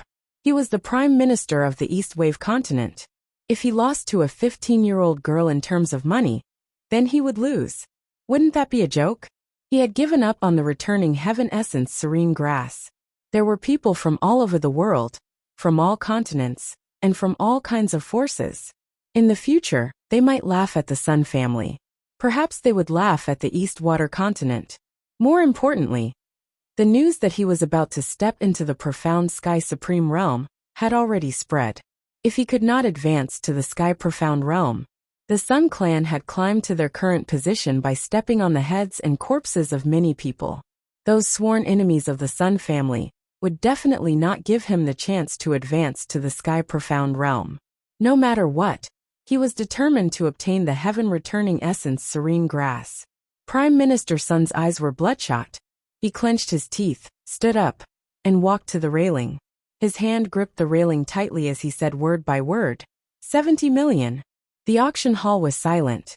Everyone turned to look at Prime Minister Sunday. Prime Minister Sun was sweating profusely, breathing heavily, and his face was flushed. Everyone knew that Prime Minister Sun must have taken out his entire fortune to bid for this herb. In order to advance to the Sky Profound realm, Prime Minister Sun was really going all out. The people present were all shrewd people. He also knew that Prime Minister Sun was really angry now. Challenging him at this time would drive Prime Minister Sun crazy. Furthermore, 70 million. That was 70 million. And they were all gold coins. Gold coins. Even if he was a tycoon, he wouldn't be able to take out so many gold coins. Immediately following that, everyone's gazes shot towards Yi-Ching Luo's cabin. Unknowingly, Yi-Ching Luo had put down the veil, concealing everything in the private room. The whole place fell silent once again. Is this he giving up? The white-browed elderly was also looking towards Yi-Ching Luo's cabin in astonishment. Yi-Ching Luo's bid didn't come even after a long time. Prime Minister Sun's heart was burning with anxiety, and he clenched his fists tightly. Manager of the treasure-gathering pavilion, time has passed, please drop the hammer. The white-browed elderly looked at Yi-Ching Luo's private room for some time before he raised his hammer and shouted, 70 million. 70 million going once. 70 million twice. 70 million. He paused for a moment. The surroundings were still silent. The white-browed old man made the final call. 70 million going thrice. Deal. A silent battle finally came to an end. Everyone sighed. He had not expected Yi-Ching Luo to choose to give up the bidding in the end. But it was true. Even if the entire Western continent used their national treasury and 3 springs sect to gather 70 million gold coins, they might not be able to gather that much. Yi-Ching Luo was an earth-profound cultivator. She was still 1,000 miles away from the Sky Profound realm. There was no need to spend all her fortune to buy this stalk of herb. Yi-Ching Luo's decision to give up was within everyone's expectations. In the end, Prime Minister Sun obtained the sky-returning primordial serene grass at the price of 70 million gold coins.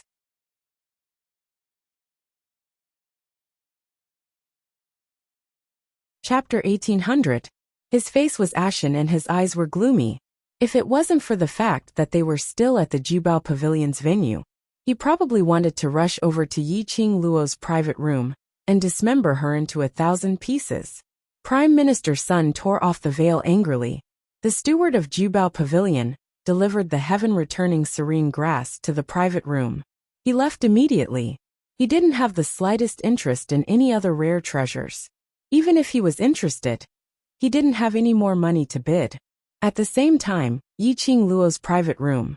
When Prime Minister Sun shouted 70 million gold coins, Dmo Xian's arm tightened as he lowered his voice. "We're here, let's go."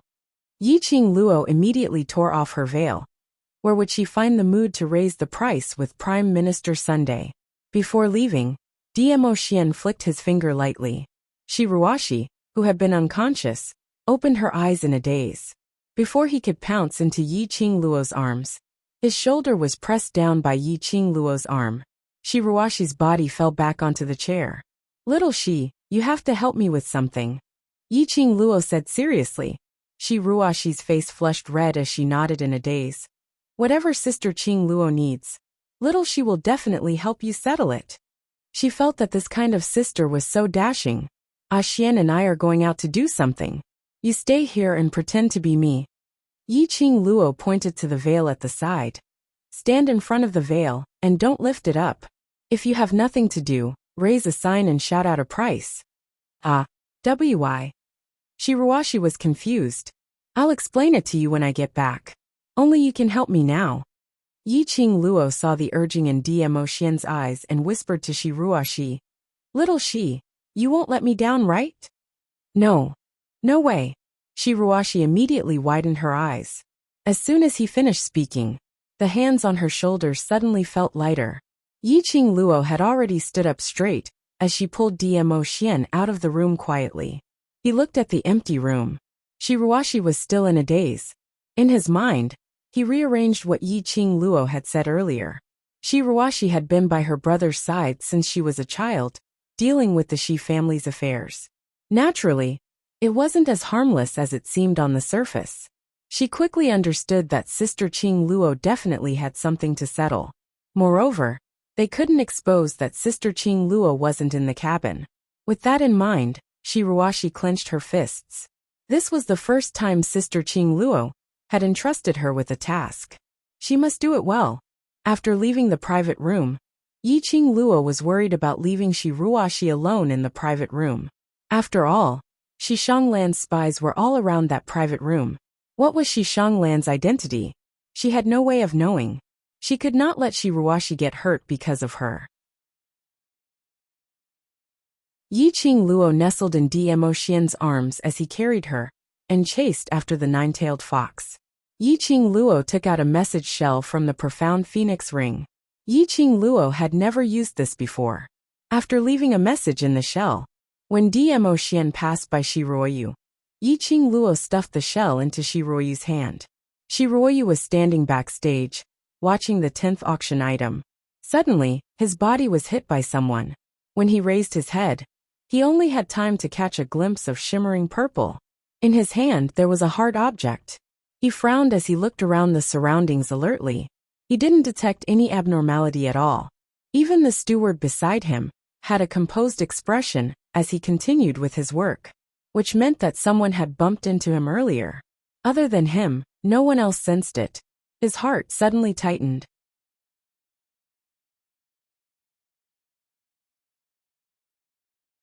Chapter 1801. Jubao Pavilion, in a dark secret room. In the silence, suddenly, a creaking sound came from the only wooden bed in the secret room. Following that, a petite figure sat up. Her soft and powerless hands grabbed the side of the bed, trying to climb down the bed. But she was obviously out of strength. Her hands left the side of the bed. His whole body fell from the bed. With a bang, the door to the secret room was opened. A tall figure slowly walked into the secret room. The scene in the secret room was comical and funny. The girl's upper body was on the ground, Her face was covered in dust and weeds, and her lower body was still hanging on the bed. She heard someone approaching.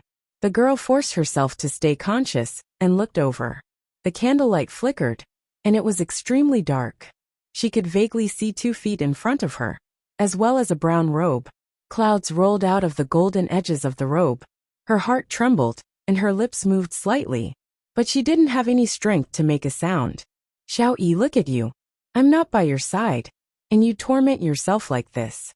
A gentle voice floated over from above her head. Soon after, the tall figure had already stooped down. 2 thin but powerful arms wrapped around Yin Xiaoyi's slender waist. Yin Xiaoyi's breathing tightened, and she tried to struggle, but she felt as if all the strength in her body had been sucked out. She couldn't push away the person who was hugging her. Sensing Yin Xiaoyi's movements, that gentle voice floated over again. Xiao-yi, it's because I love you too much. You're my fiancé. In your heart, there should only be me. Yin Xiaoyi opened her mouth. She used all her strength to spit out an inaudible breath. You shameless. The dim candlelight flickered incessantly. Faintly, it shone on Shi Shanglan's gentle face. The corners of his mouth curled up slightly, and a warm smile appeared on his face. No matter how one looked at him, he looked like a handsome young master. But when Yin Xiaoyi saw that face, a hint of anger appeared on her face. However, just as she uttered those 3 words, she seemed to have lost all her strength and fell into Shi Shanglan's arms. Shi Shanglan had drugged her. Too despicable. What was Shi Shanglan trying to do? He actually dared to make a move on her in Treasure Gathering Pavilion's territory. Yin Xiaoyi still remembered it clearly. After she had a chat with Yi Qing Luo yesterday, she was determined to try her best to forget the feeling of loving Qiao Jin. She would not do anything. Because she couldn't be with Qiao Jin as an engaged couple, she had to force her brothers to choose between her and Qiao Jin. And so on and so forth. She loved Qiao Jin. He also loved his brothers. Giving up on Qiao Jin didn't mean giving up on those brothers. Yin Xiaoyi had already tried her best to keep the atmosphere between her and Qiao Jin the same as before. However, Qiao Jin's reaction, it still pierced her heart. Said to let go, but he was unable to truly let go. She was afraid that she would cry in front of Qiao Jin. He was also afraid of arousing Yi Qing Luo and Dmo Xian's worries. Therefore, she took the opportunity to blend into the crowd. She only wanted to wait for her emotions to stabilize before returning to their side.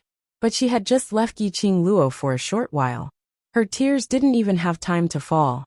A pungent fragrance filled her nostrils. She had no time to react before she completely lost consciousness.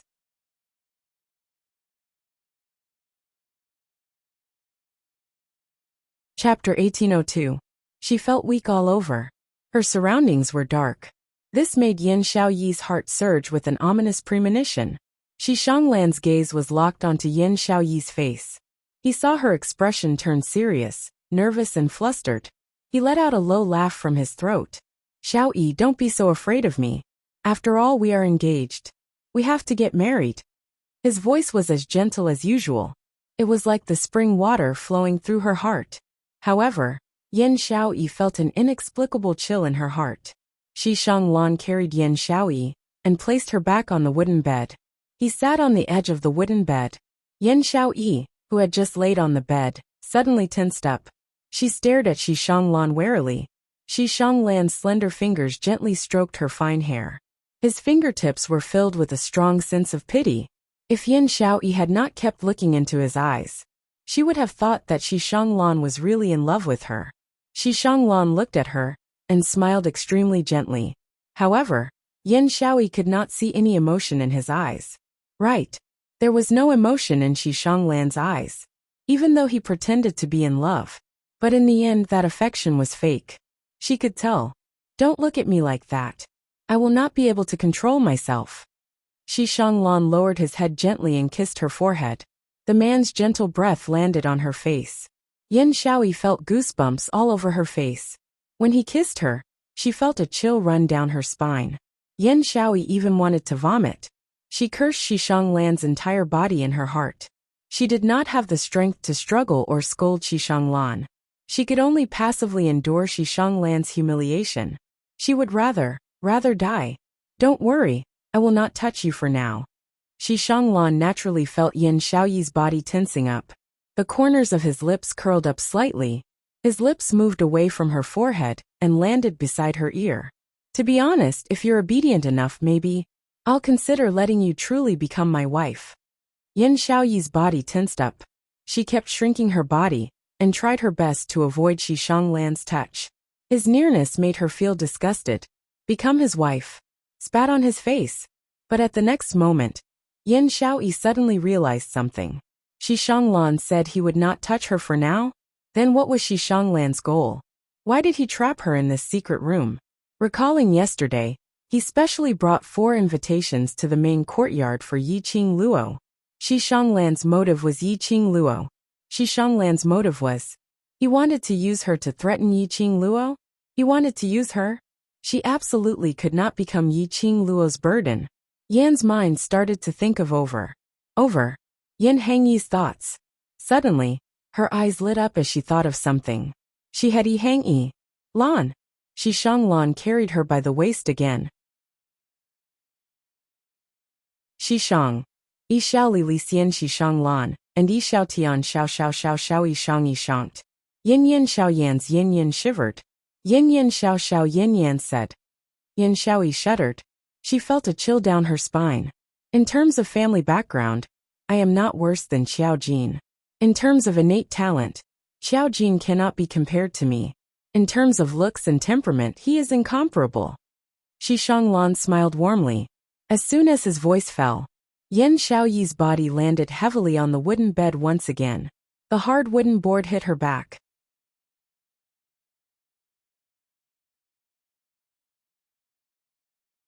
Chapter 1803. Yes, Xiao Jin is inferior to you. Almost using all her strength, Yin Xiaoyi let out a low, hoarse voice in her rage. Although his voice was low, it could be heard in the quiet secret room. But I like Xiao Jin. I just love Xiao Jin. She enunciated each word with great force. Hearing this, Shishang Lan's smile became even gentler. His knees were pressed against the side of the bed. He looked down at Yin Xiaoyi, who was lying on the bed without any resistance. Like, love? He smiled warmly and said, But Xiaoyi, I am your fiancé. The person you should love is me. A person like you who doesn't even know how to love. And you still want me to love you? Yin Xiaoyi panted lightly, and the words she spat out became increasingly softer. The last 2 words had already become a stream of air. Not a single sound could be heard. Shishang Lan's gentle eyes were like a painting.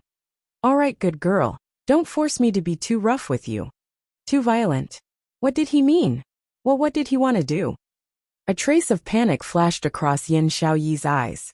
Before she could react, Shishang Lan's body had already landed on her. Shishang Lan. The soundless air current chided Shishang Lan's name. Yin Xiaoyi was completely flustered. Didn't he say that he wouldn't touch her for the time being? Yin Xiaoyi's eyes widened, and her breathing quickened in that instant.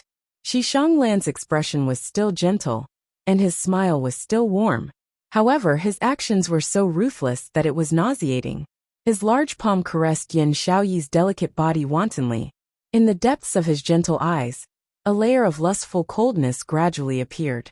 Even if he had no love for this woman, but with a beauty in his arms, he wanted to tease her. Shishang Lan could not help but feel excited. His hands caressing Yin Xiaoyi's body became more and more wanton. His hand had just touched Yin Xiaoyi's skin. Yin Xiaoyi's entire body trembled. Her weak and powerless body was also anxiously regaining some strength. He raised his hand and struggled, trying to break free from Shishang Lan's restraint.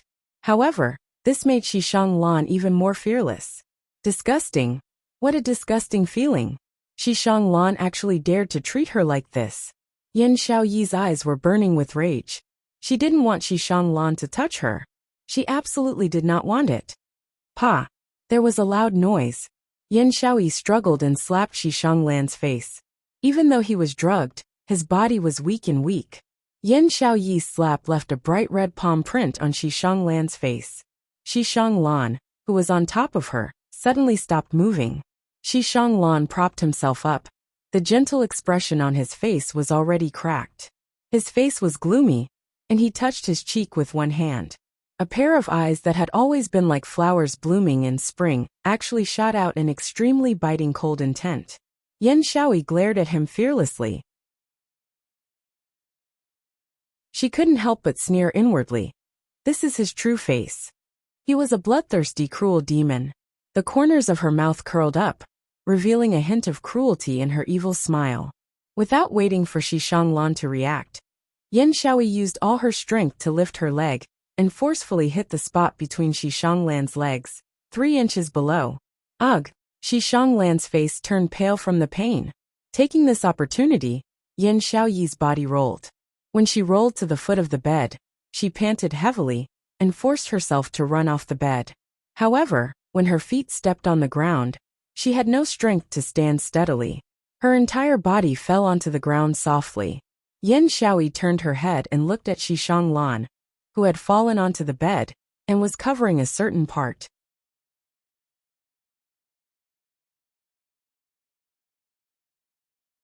Chapter 1804. Bitch! Shi Shanglan gritted his teeth and spat out the word. He endured the pain, jumped down from the bed, and quickly rushed to Yan Xiaoyi's side. This bitch dared to kick him there. And so hard. What kind of humiliation was this to a man? Shi Shanglan bent over and reached out to grab Yan Xiaoyi's hair. Whoosh! A ray of silver light was extremely dazzling under the dim candlelight in the secret room. Shi Shanglan's hand paused, and he quickly rolled to the side. Thump, thump, thump. A few heavy sounds were heard. That silver light pierced into the ground where Shi Shanglan was standing. Those were 3 shiny silver money darts. The darts were so sharp that they almost pierced halfway into the ground. If the 3 money darts had pierced into Shi Shanglan's body, even if he didn't die, he would be half dead. Finally willing to come out? Shi Shanglan propped himself up and looked in the direction where the money darts came from. From a dark corner of the secret room, a slender figure slowly walked out. The green and white uniform wrapped around his tight and muscular body. The dim candlelight shone on the man's extremely ordinary face.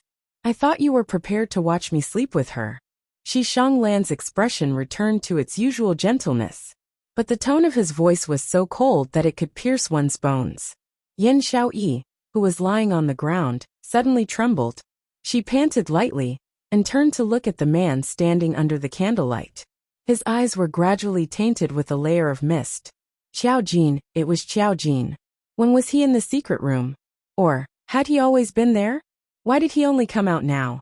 She was just almost ked by Shi Shanglan. He saw it but didn't show himself? Yan Xiaoyi's heart was in so much pain that she found it hard to breathe.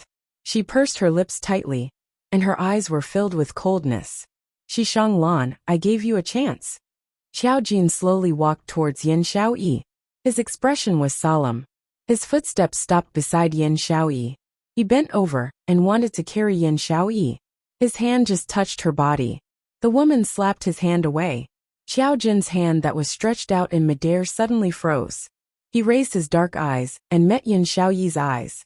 When he saw the look of despair in her eyes, his heart seemed to be violently strangled by something.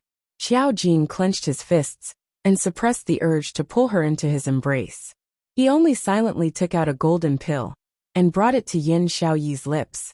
Yan Xiaoyi originally wanted to move her head away, unwilling to have anything to do with Qiao Jin. But when he saw the pill, she held it in, opened her mouth and swallowed. This was the 100 severing pill, which Yi Qing Luo had specially refined for all the brothers in the world group. The 100 dispelling pill could cure all kinds of poisons. In a short period of time, one would be immune to all kinds of poisons. This pill was something that the brothers of the world group had prepared with each of them in case they needed it.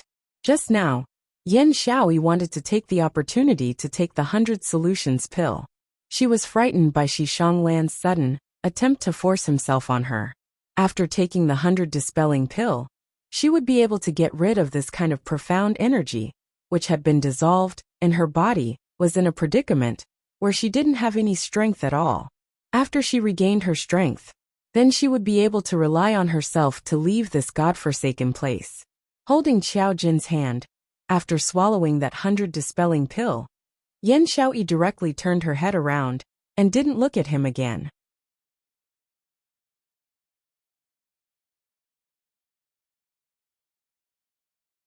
Chapter 1805. Xishang Lan smiled warmly and said, "You don't have the right to take my life." Xiao Jin's expression darkened, and he raised his arm. A strong, profound energy pulled the 3 gold coin darts out of the ground. Then it shot straight towards Xishang Lan. Xiao Jin's speed was extremely fast as he charged towards Xishang Lan. Xishang Lan didn't expect that Xiao Jin would dare to fight on his territory. Moreover, the place that was squeezed down by 3 inches was still aching from Yan Xiaoyi's earlier blow. Even when he walked, he felt a sharp pain in his body. Helpless, Xishang Lan could only roll on the ground again, quickly rolling to the side to avoid the attack of the gold coin darts. However, Xiao Jin's palm wind had already landed. Xishang Lan didn't have time to roll on the ground again. With a loud bang, Xishang Lan's chest was hit by this palm. Instantly, a heart-wrenching feeling spread from his chest. Xishang Lan groaned in pain, blood flowing out of the corner of his mouth.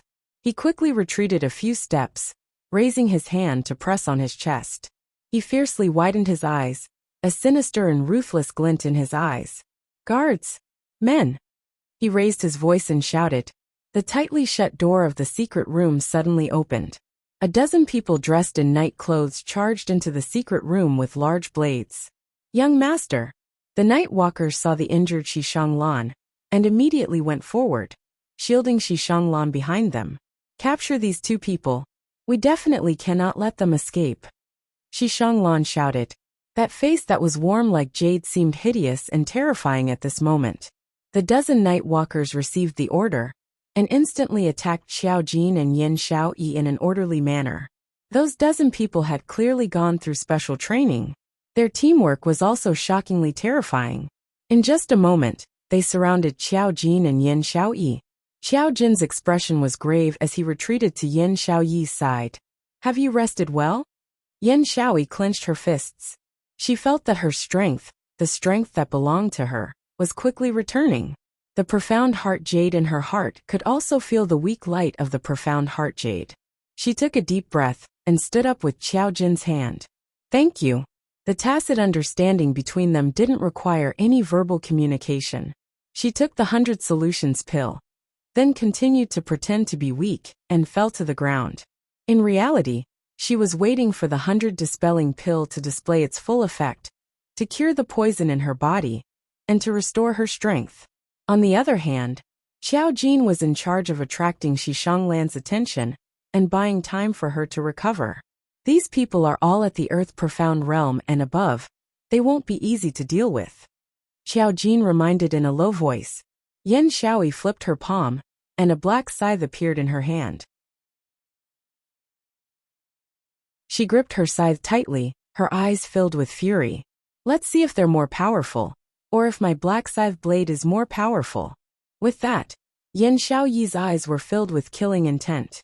The scene of Xishang Lan taking advantage of him filled his mind. She wanted nothing more than to kill Xishang Lan to vent her anger. Both sides quickly clashed. Yan Xiaoyi was completely enraged.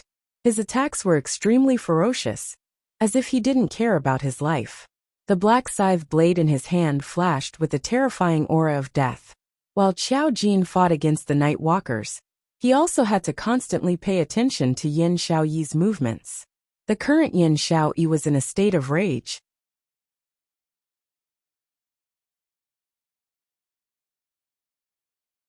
Chapter 1806. The strength of over a dozen nightwalkers was indeed as Xiao Jin guessed, formidable to the point it made one's hair stand on end. Moreover, that damn tacit understanding. Even if Yan Xiaoyi did not play by the rules when she was enraged, she was still able to make the dozens of night walkers guard them tightly. In just a short while, the battle situation of 2 versus 14 high-level profound practitioners had a clear trend. Xiao Jin's side was at an extreme disadvantage. Both of them had dozens of wounds on their bodies. Yan Xiaoyi was tightly held in Xiao Jin's embrace, and the 2 of them continuously retreated backwards. After a while, The two of them retreated to a corner of the secret chamber. Xiao Jin narrowed his eyes and stared at the door of the secret chamber. In his heart, he was secretly calculating whether he could break through the encirclement of more than 10 Nightwalkers and bring Yin Xiaoyi out of the secret room. At the same time, he brandished the coin darts in his hands and continuously shot them at the Night Stalker's weak spot. The black scythe in Yin Xiaoyi's hand did not show any weakness. Every Nightwalker that charged forward, Yin Xiaoyi waved the blade of the black scythe, the sharp blade cutting iron like mud. There were already 2 Nightwalkers who were attacked by Yin Xiaoyi's black scythe blade. He was immediately cut in half along with his bones. And at the wound cut by the black scythe blade, it would also be surrounded by a ball of black deathly light. There was no way to stop the bleeding. After fighting for half an hour, the 2 sides were still in a deadlock. Xiao Jin and Yin Xiaoyi leaned against the wall and looked at them warily. When the Nightwalker saw the 2 Nightwalkers whose hands and shoulders were cut off, and who were unable to stop the bleeding, he was shocked. He did not dare to step forward recklessly. At this moment, Shi Shanglan's pain at the spot 3 inches down had almost disappeared. At this moment, he saw that his men had yet to capture Xiao Jin and Yin Xiaoyi. His heart instantly became restless. Move faster. If the plan fails, I'll hold you responsible.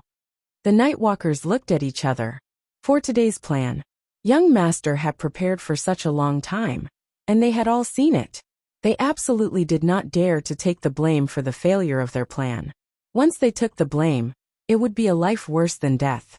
The Nightwalkers gripped the machetes in their hands tightly and slashed at the 2 of them again. Yin Xiaoyi had just recovered her strength. After another exhausting battle, he no longer had any strength left. Looking at the dozen or so Nightwalkers, their attacks became fiercer and fiercer. She gripped the black scythe tightly. Without giving her time to recuperate, she directly faced the attack of the Nightwalker.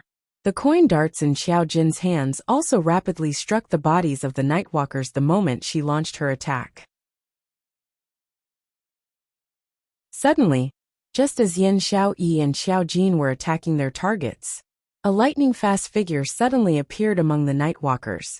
She saw a Nightwalker raising a machete high up and chopping down towards Yin Xiaoyi's head. Yin Xiaoyi had just waved the black sickle blade and split the Nightwalker in front of her. Suddenly, he felt an extremely strong killing intent coming towards him. She glanced sideways at the machete that was right in front of her. He was startled. There was no chance for him to dodge. She operated her profound jade heart and used the power of her profound jade heart to immediately form a weak barrier. The machete landed on the barrier. Yin Xiaoyi's heart tightened even more, and she was just about to use her fastest speed to try her best to avoid it. But in the next instant, her body was tightly embraced by a pair of large hands. A chest that was as scorching hot as Shi Shanglan's, and as broad as Shi Shanglan's. But the feeling of nestling in this chest made her feel exceptionally at ease. Ugh! A muffled groan entered her ears.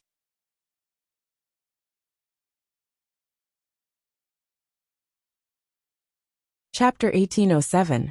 Xiao Jin, why did you rush up? Yin Xiaoyi felt something warm and sticky on her hand. Her expression froze as she pursed her pale lips tightly. Nightwalker's machete had landed on Xiao Jin's back. A bright red line of blood seeped out from it. The machete was smeared with poison. Fortunately, Yin Xiaoyi had formed a barrier in a moment of desperation. The barrier blocked the resistance of Nightwalker's machete. Otherwise, this machete could have directly chopped Xiao Jin into 2. Xiao Jin leaned on her delicate shoulder as he panted heavily. Black blood seeped out from the corner of his mouth, due to the poison invading his body. Are you stupid or what? Do I need you to act like a hero? It's not like I can't avoid it. Yin Xiaoyi felt the weight of the body pressing down on her gradually increase. She also knew that this machete had caused Xiao Jin a heavy injury. The sound of heavy breathing rang in his ears. He let out a low chuckle. Yin Xiaoyi's face was filled with anger from the laughter. She pushed against his chest with both hands and pushed him away forcefully. What time is it now, can't you? She had yet to finish her words. Her beautiful eyes collided with his ink-black eyes. For a moment, all the sounds were choked in her throat. Xiao Jin's eyes were filled with tenderness. The lips that were overflowing with blood slowly rose into an extremely faint arc. He looked at her. The gentleness in his eyes seemed to only be able to contain her alone. Yin Xiaoyi's heart beat rapidly. She was completely unable to control her wildly beating heart. Why would Xiao Jin show such a gaze to her? This gaze, it was as if she was his entire world. It's good that you're fine. He was still smiling as he spat out each word soundlessly. But Yin Xiaoyi heard it extremely clearly. Her beautiful eyes instantly reddened as a thin mist filled her eyes. What exactly did he want? Why, when she had decided to give up on him, he would always use various methods to give her hope, to make her think that he actually loved her very much? Why did he use such a method to stir up her feelings for him again? Large tears gushed out from Yin Xiaoyi's eyes. She could no longer restrain her emotions. Even now, the two of you still have the mood to flirt? Shi Shanglan walked out from the group of night walkers. His lips curled up gently, and his eyes were filled with warmth. Xiao Yi, as your fiancé, I can give you another chance. He extended his hand towards Yin Xiaoyi. Come with me. His gentle smile was extremely dazzling. Yin Xiaoyi hugged the man on top of her tightly. She lifted her arm gently, her fingertips brushing past Xiao Jin's thin lips. After that, she and Xiao Jin changed directions. Xiao Jin stood against the wall. She stood in front of Xiao Jin and looked coldly at Shi Shanglan. Just as she was about to speak, the man behind her suddenly released her slender waist. The weight on Yin Xiaoyi's body instantly lightened. She frowned and reached out to grab Xiao Jin's wrist. Do you really believe his nonsense? As soon as she finished speaking, Xiao Jin's large palm suddenly grabbed her hand. Then he pulled hard. Yin Xiaoyi falls into Xiao Jin's arms. The thick smell of blood could not wash away the unique aura of the man. Yin Xiaoyi's heart violently trembled. She raised her eyes and looked in shock at the face that was right in front of her. An extremely ordinary face, but it was filled with an attractive charm, especially that pair of dark eyes, which made one unable to look away. He did not push her towards Shi Shanglan. Ever since Shi Shanglan appeared, Xiao Jin had pushed her towards Shi Shanglan time and time again.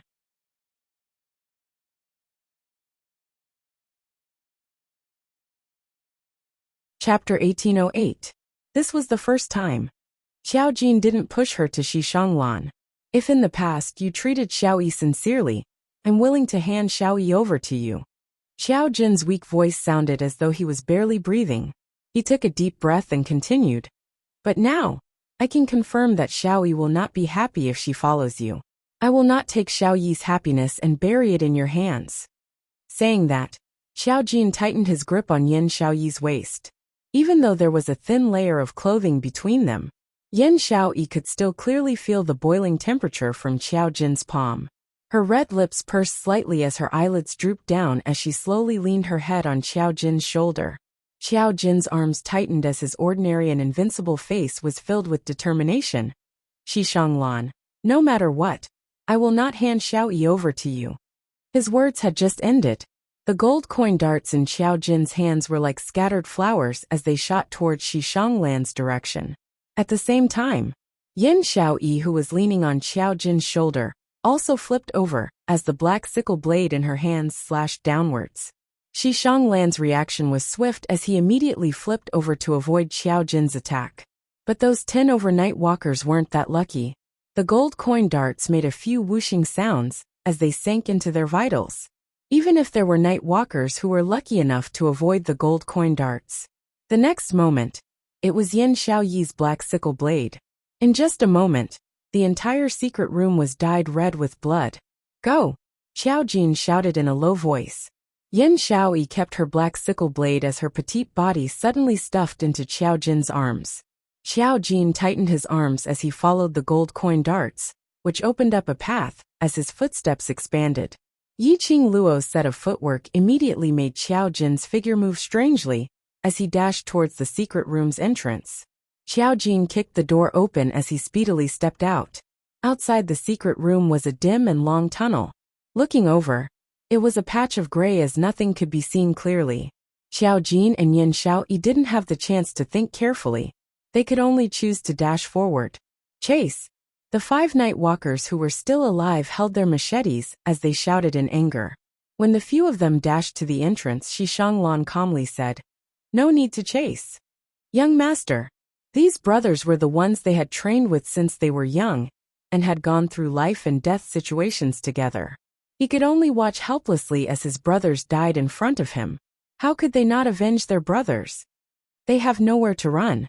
Shi Shanglan narrowed his gentle eyes, and the corners of his mouth curled into an extremely faint smile. That smile was filled with coldness like frost. The anger on the faces of the 5 night walkers slowly faded away. Xiao Jin hugged Yin Xiao Yi and fled to the back of the passageway. He didn't hear any footsteps behind him. Xiao Jinkai released Yin Xiao Yi's waist.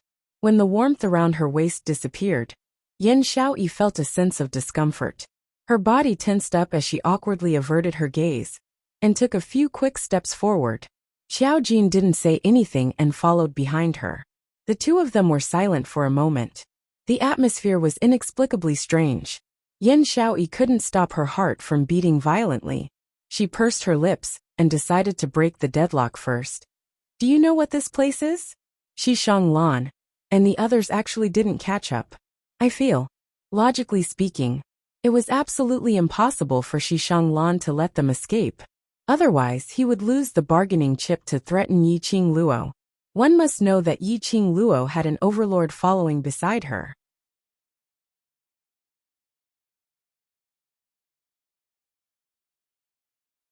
Chapter 1809. There must be a trap somewhere. Xiao Jin's gaze swept the surroundings and slowly followed behind Yin Xiao Yi, saying in a deep voice, "This is the underground passageway of the treasure-gathering pavilion." Treasure-gathering pavilion? Yin Xiao Yi turned back in astonishment. What is the relationship between Shi Shanglan and Jubao Pavilion? Xiao Jin shook his head. I'm not sure. However, since Shi Shanglan dared to attack you in the territory of treasure-gathering pavilion, and clearly knew about the underground passageway of treasure-gathering pavilion, he definitely has a close relationship with treasure-gathering pavilion. Pausing for a moment, Xiao Jin's expression became somewhat solemn. I guess that Shi Shanglan is very likely one of the external forces of treasure-gathering pavilion. They were the same as the Shi family. Yin Xiaoyi's expression instantly turned solemn. She clenched her fists and was slightly annoyed with herself. Why didn't she investigate Shi Shanglan's identity before this? On the contrary, Shi Shanglan had investigated everything about her clearly. Let's leave the tunnel first. Be careful. There might be assassins lying in ambush at the exit of the tunnel waiting for us. Xiao Jin glanced at Yin Xiaoyi and knew what she was thinking. Yin Xiaoyi responded with a soft N. After taking a few steps, she bit her lower lip. Seemingly hesitating for a long time, she turned her head to look at Xiao Jin. How are your injuries? The poison has already been neutralized. This is just a flesh wound. It's not a big deal. Xiao Jin replied indifferently. Oh, Yin Xiaoyi said softly and turned her head away. She didn't continue asking. As mentioned before, each of them had 100 solutions pill on them. Xiao Jin gave Yin Xiaoyi his 100 solutions pill. And just now, Yin Xiaoyi had fed Xiao Jin that 100 solutions pill. Just as Shi Shanglan mentioned asking Yin Xiaoyi to leave with him, Yin Xiaoyi took the opportunity to feed the 100 solutions pill into Xiao Jin's mouth. After that, Xiao Jin tightened his grip on Yin Xiaoyi's waist, telling her that the poison in his body had already been cured. After living together for a few years, the tacit understanding between the two of them had reached a point where there was no need for any verbal communication. One look, one movement. They would be able to work together flawlessly. Yin Xiaoyi's mind was filled with random thoughts. Suddenly, a series of orderly footsteps came from the tunnel ahead. The two of them halted their steps. Someone was there. There was someone in the secret passage.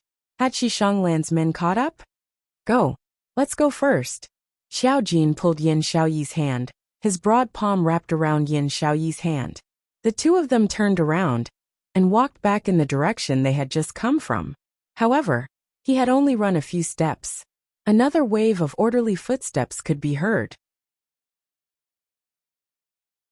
There were people at the front and back of the passageway. No matter where they ran, they would die. Yin Shaoyi looked left and right. What should we do? Can you still fight? Xiao Jin tightened his grip on Yin Shaoyi's hand, his tone inexplicably strange. Yin Shaoyi didn't think too much about it. All her attention was on their tightly clasped hands. She nodded and said in a trembling voice, I can still. Shaoyi. Xiao Jin suddenly called out her name with a serious expression, his voice slightly grave. Yin Shaoyi raised her head in surprise and looked at Xiao Jin. The dim light illuminated the solemn expression on Xiao Jin's face. Yin Shaoyi could not help but be solemn and straighten her back. If. Xiao Jin's voice was a little gloomy. The Overlord and Qing Luo are not able to rush over in time. I will protect you even if I have to sacrifice everything.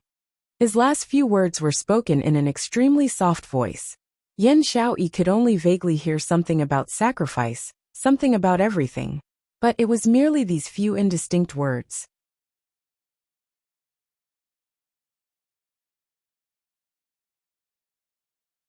Chapter 1810. He didn't love her. Why would he spend so much effort to protect her? He even blocked a fatal knife for her. Was it because they had been brothers for so many years? But why was it that she could see such deep feelings in Xiao Jin's eyes? Such feelings really didn't seem like the so-called brotherly love. Don't be in a daze. Xiao Jin pulled Yin Shaoyi's wrist tightly, suddenly exerting force, pulling her into his embrace. Yin Shaoyi was startled, her body slightly stiffening. Immediately, the man's warm lips were already pressed against her ear. His low and hoarse voice had a few unique magnetism. Shaoyi, if we can leave Jubao Pavilion alive today, I have something to say to you. Ah. Yin Shaoyi was startled again, raising her head in a daze, her eyes filled with confusion. She was about to ask Xiao Jin about the meaning of his words. But at this moment, Xiao Jin released her delicate body, only grabbing her hand and fiercely pulling her forward. Let's go.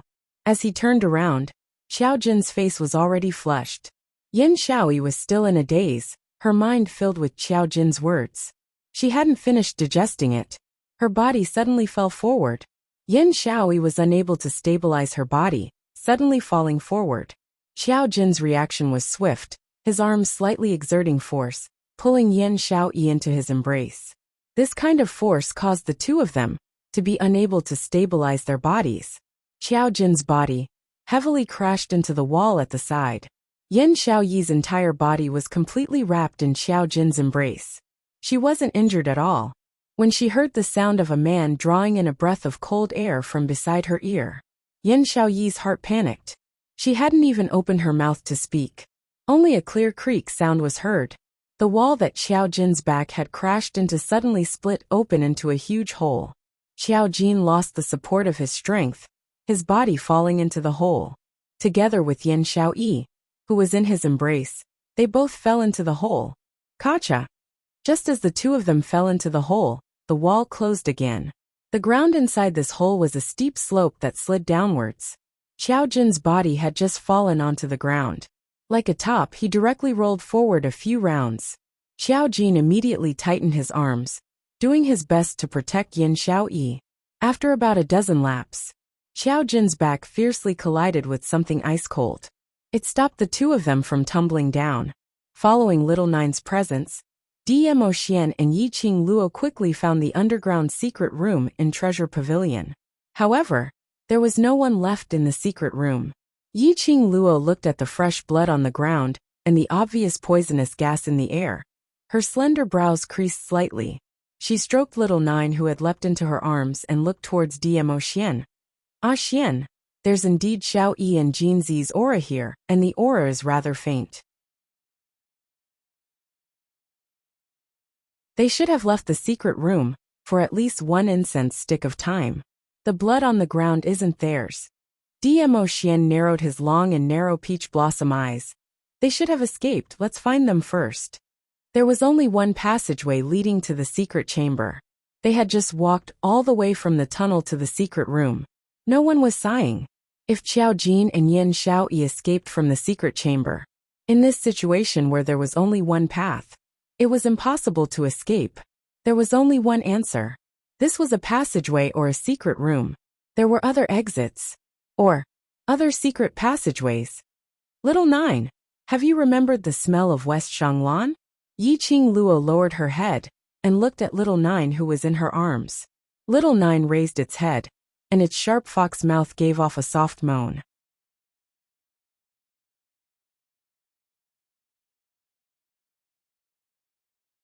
Chapter 18:11. Yiqing Luo's eyes shone. Little 9, lead the way.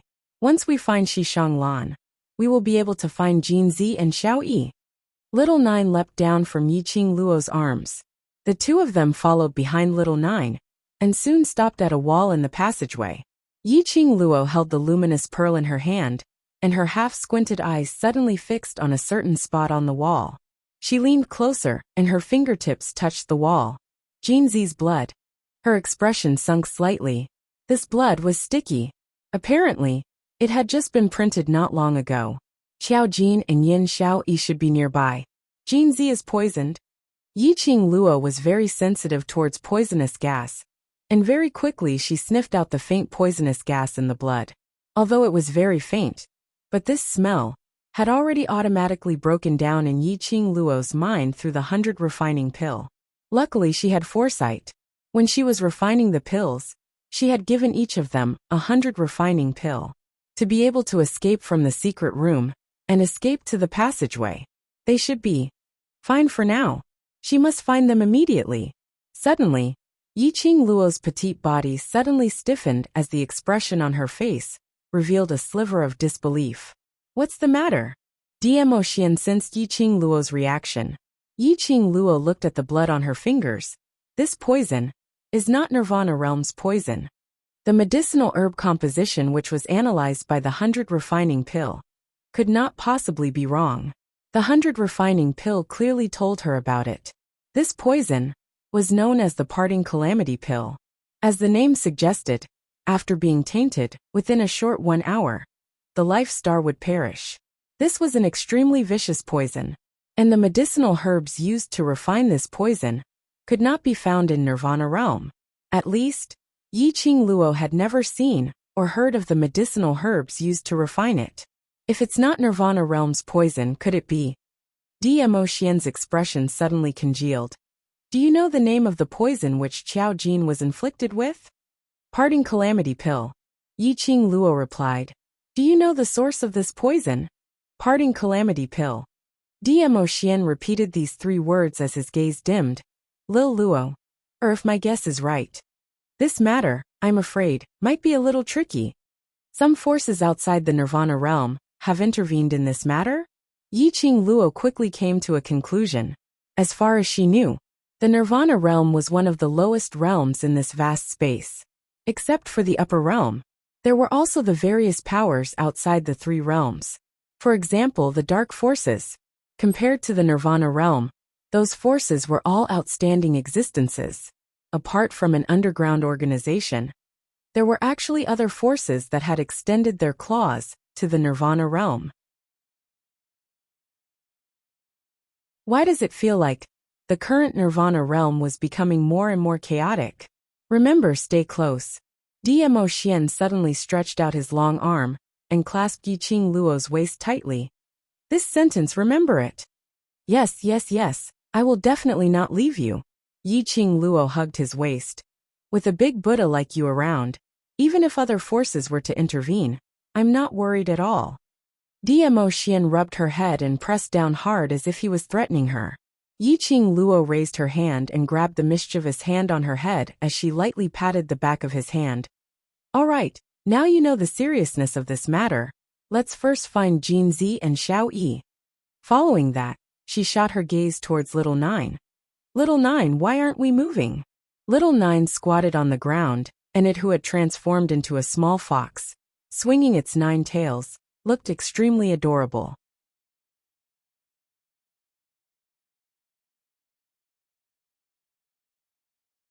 Chapter 18:12. The smell stopped. Yiqing Luo and Dmo Xian exchanged glances. It's impossible for the scent to stop midway unless he disappeared here. Yiqing Luo looked at the direction of the blood stains on the wall. Suddenly, he exerted force and pushed against the wall. Kacha, a sound was heard. A hole suddenly appeared in the wall. There really is a secret passage. Yiqing Luo frowned. Demo Xian's gaze swept across the dark passage. Follow me closely. He took the lead to enter the cave, and after ascertaining the safety inside, he stretched out his hand towards Yiqing Luo. Give me your hand. This man. He really took care of her meticulously. Stretching her hand into Demo Xian's palm, she bent down and followed into the secret passage. Just as the tunnel was about to close up, a slender figure walked out from the darkness. The brown luxurious robe was warm and elegant. Wasn't it Xishang Lan? Behind him was the skinny old man called Wu Sha. Young master, they have already entered the soulless formation. Our plan will succeed soon. Wu Sha's face was filled with joy as he congratulated Xishang Lan sincerely. Xishang Lan's smile did not diminish, it was still warm. Wu Sha suddenly thought of something, and a worried look appeared on his face. But Overlord followed him into the godless formation. I'm worried. With Overlord's strength he might. Impudent. Xishang Lan's smile froze, and he berated in a stern voice. He turned around and slapped Wu Sha's face. That gentle face was covered with a layer of greed and malevolence. The godless array formation is the strongest array formation of our godless island. Even if the people from the upper realm came, they would not be able to break through the godless array formation. What does one Demo Xian amount to? Wu Sha lowered his head. His tiny eyes narrowed slightly, revealing a trace of sinister treachery. Xishang Lan looked coldly in the direction of the secret tunnel and snorted. Now, we just have to wait for the prey to fall into the trap. Yes, young master. Wu Sha answered obediently. The two of them slowly walked to the wall and gently pressed it. The entrance of the secret passage was wide open, and the two of them stepped into it one after the other. Yiqing Luo held Demo Xian's hand tightly, as the luminous pearl illuminated everything in the secret passage clearly. The two of them walked extremely slowly on the steep slope. Yiqing Luo discovered Qiao Jin's blood stains on the ground once again. Qiao Jin and Yin Xiaoyi indeed entered this secret passage. Just what kind of place was this treasure-gathering pavilion? It was an underground tunnel with a hidden passage. They walked all the way to the bottom of the slope. There was no other way out. Although it was said that there was no way out, it was actually not that there was no way out. In front of him, he was blocked by a stone wall that could fit a person. The stone wall was covered with a layer of white light. The white light completely enveloped the stone wall. But when Yiqing Luo touched it, it was a real stone wall. What's going on? Yiqing Luo withdrew her hand and looked at Demo Xian in puzzlement. Qiao Jin's bloodstains also disappeared beside this stone wall. She was sure. Qiao Jin and Yin Xiaoyi had entered this secret passage before. And now, they didn't see Qiao Jin and Yin Xiaoyi, which meant that there must be a path to head towards here. This stone wall, which was emitting white light, should be the key. Demo Xian narrowed his peach blossom eyes as he carefully sized up this stone wall. In his subconscious, he sensed an ominous premonition. This stone wall in front of him gave him an extremely uneasy feeling. But seeing Yiqing Luo's worry towards Qiao Jin and Yin Xiaoyi,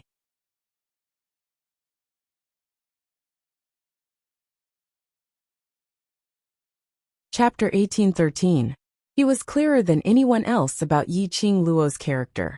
If he were to let Yiqing Luo leave now, or use forceful methods to bring her away, it would only attract a bigger backlash from Yiqing Luo.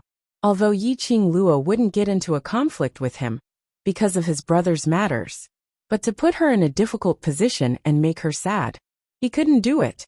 The girl he fell in love with was loyal and affectionate. It was absolutely not to protect his own life, but to give up the chance to save his brother. Demo Xian stretched out his hand and held Yiqing Luo's little hand tightly.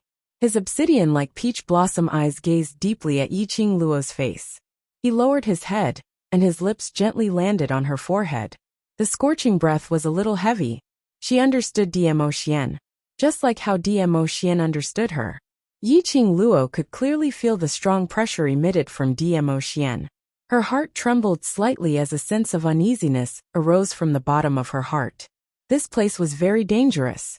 Demo Xian had already sensed the danger here. To be able to make Demo Xian feel the danger and become serious. It was enough to prove that the hidden danger in this secret tunnel was beyond her imagination. Even Dmo Xian felt the danger. Then wouldn't Xiao Jin and Yen Xiaoyi be? Don't be afraid, I'm here. Dmo Xian's gentle kiss gently rubbed against her disgust. His slender fingers clasped her little hand tightly, 10 fingers intertwined. His warm breath sprayed onto her face. He firmly and gently repeated, I will bring the 3 of you back safely. Yiqing Luo's heart trembled fiercely. Her slightly creased brows were smoothed by his gentle lips. His firm voice made her uneasy heart gradually calm down. She stretched out her hand and looped it around his firm waist. Her elegant voice was filled with emotions. Ah Xian, I know that this request is very capricious, but to give up on saving them and leave with you alone, I really can't do it. She buried her head into his arms. I've understood a logic since young. Living in this world, only oneself is the most reliable. No matter what, I'm used to relying on my own strength to achieve whatever goals I want to achieve, and have never thought of relying on anyone. She paused for a moment. Following that, she raised her head and fixed her gaze on Dmo Xian. But ever since I met Ah Xian, I'm getting more and more used to relying on you. As long as you're around, I'm not afraid of anything, and I'm full of confidence in everything. A warm smile appeared on her face. A bright smile bloomed at the corner of her mouth. Ah Xian, promise me, not only will I, Xiao Yi, and Jinzi be safe, you must be safe as well. The tenderness in the young lady's gaze made Dmo Xian's heart flutter. He clasped Yiqing Luo's lower jaw as he lowered his head and kissed her pink lips. This kiss was gentle with a bit of roughness, deeply absorbing the sweetness in Yiqing Luo's mouth. This kiss, Yiqing Luo's hands tightly circled around his waist as her body turned soft. Dmo Xian released her lips and his breathing was heavy. The rest, we'll go back and ask for it. She panted, and with a weak and soft voice, she softly spat out a word. All right.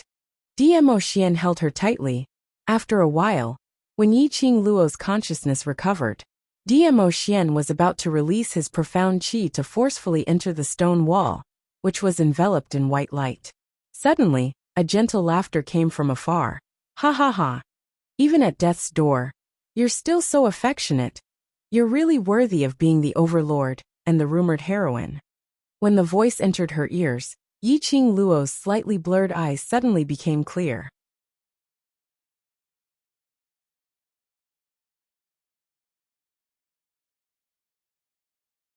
Chapter 1814. Xishang Lan. When Yiqing Luo saw who it was, her gaze turned piercingly cold. Where are Jinzi and Xiao Yi? Xishang Lan smiled warmly. Qing Luo, don't be so anxious.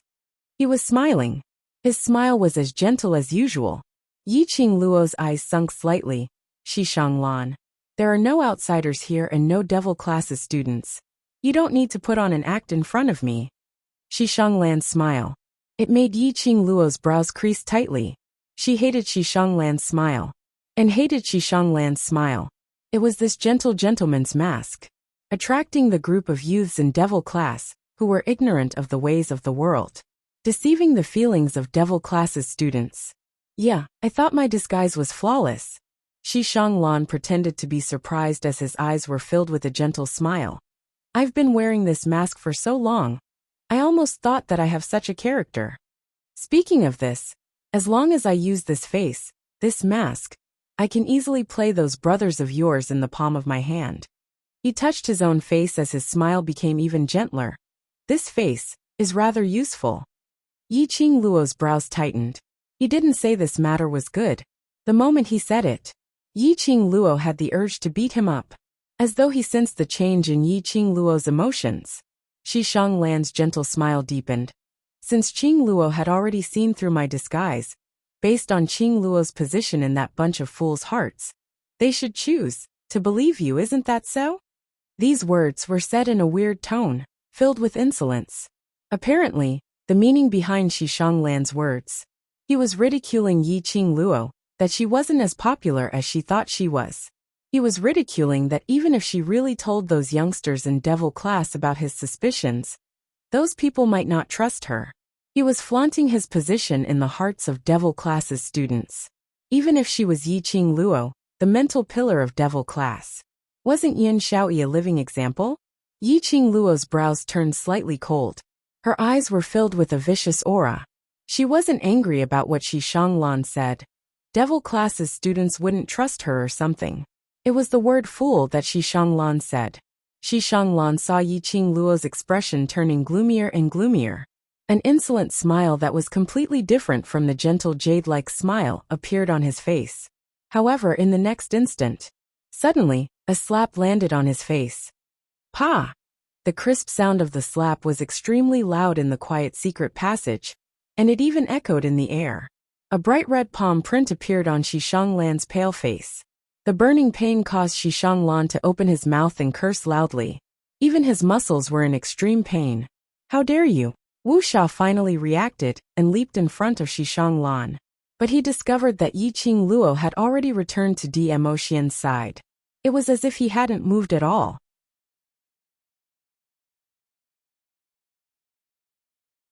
But Yiqing Luo's waving hand, and her pitiful look towards Dmo Xian, had exposed the fact that she had slapped Shi Shanglan earlier. Ah Xian, he's so thick-skinned. My hand hurts. Dmo Xian held her little hand and gently caressed it. I helped you peel off his face. Yiqing Luo smiled brightly as she nodded her head vigorously. A crack appeared on Shi Shanglan's gentle mask. You're tuning in to the Journey of the Soul YouTube channel.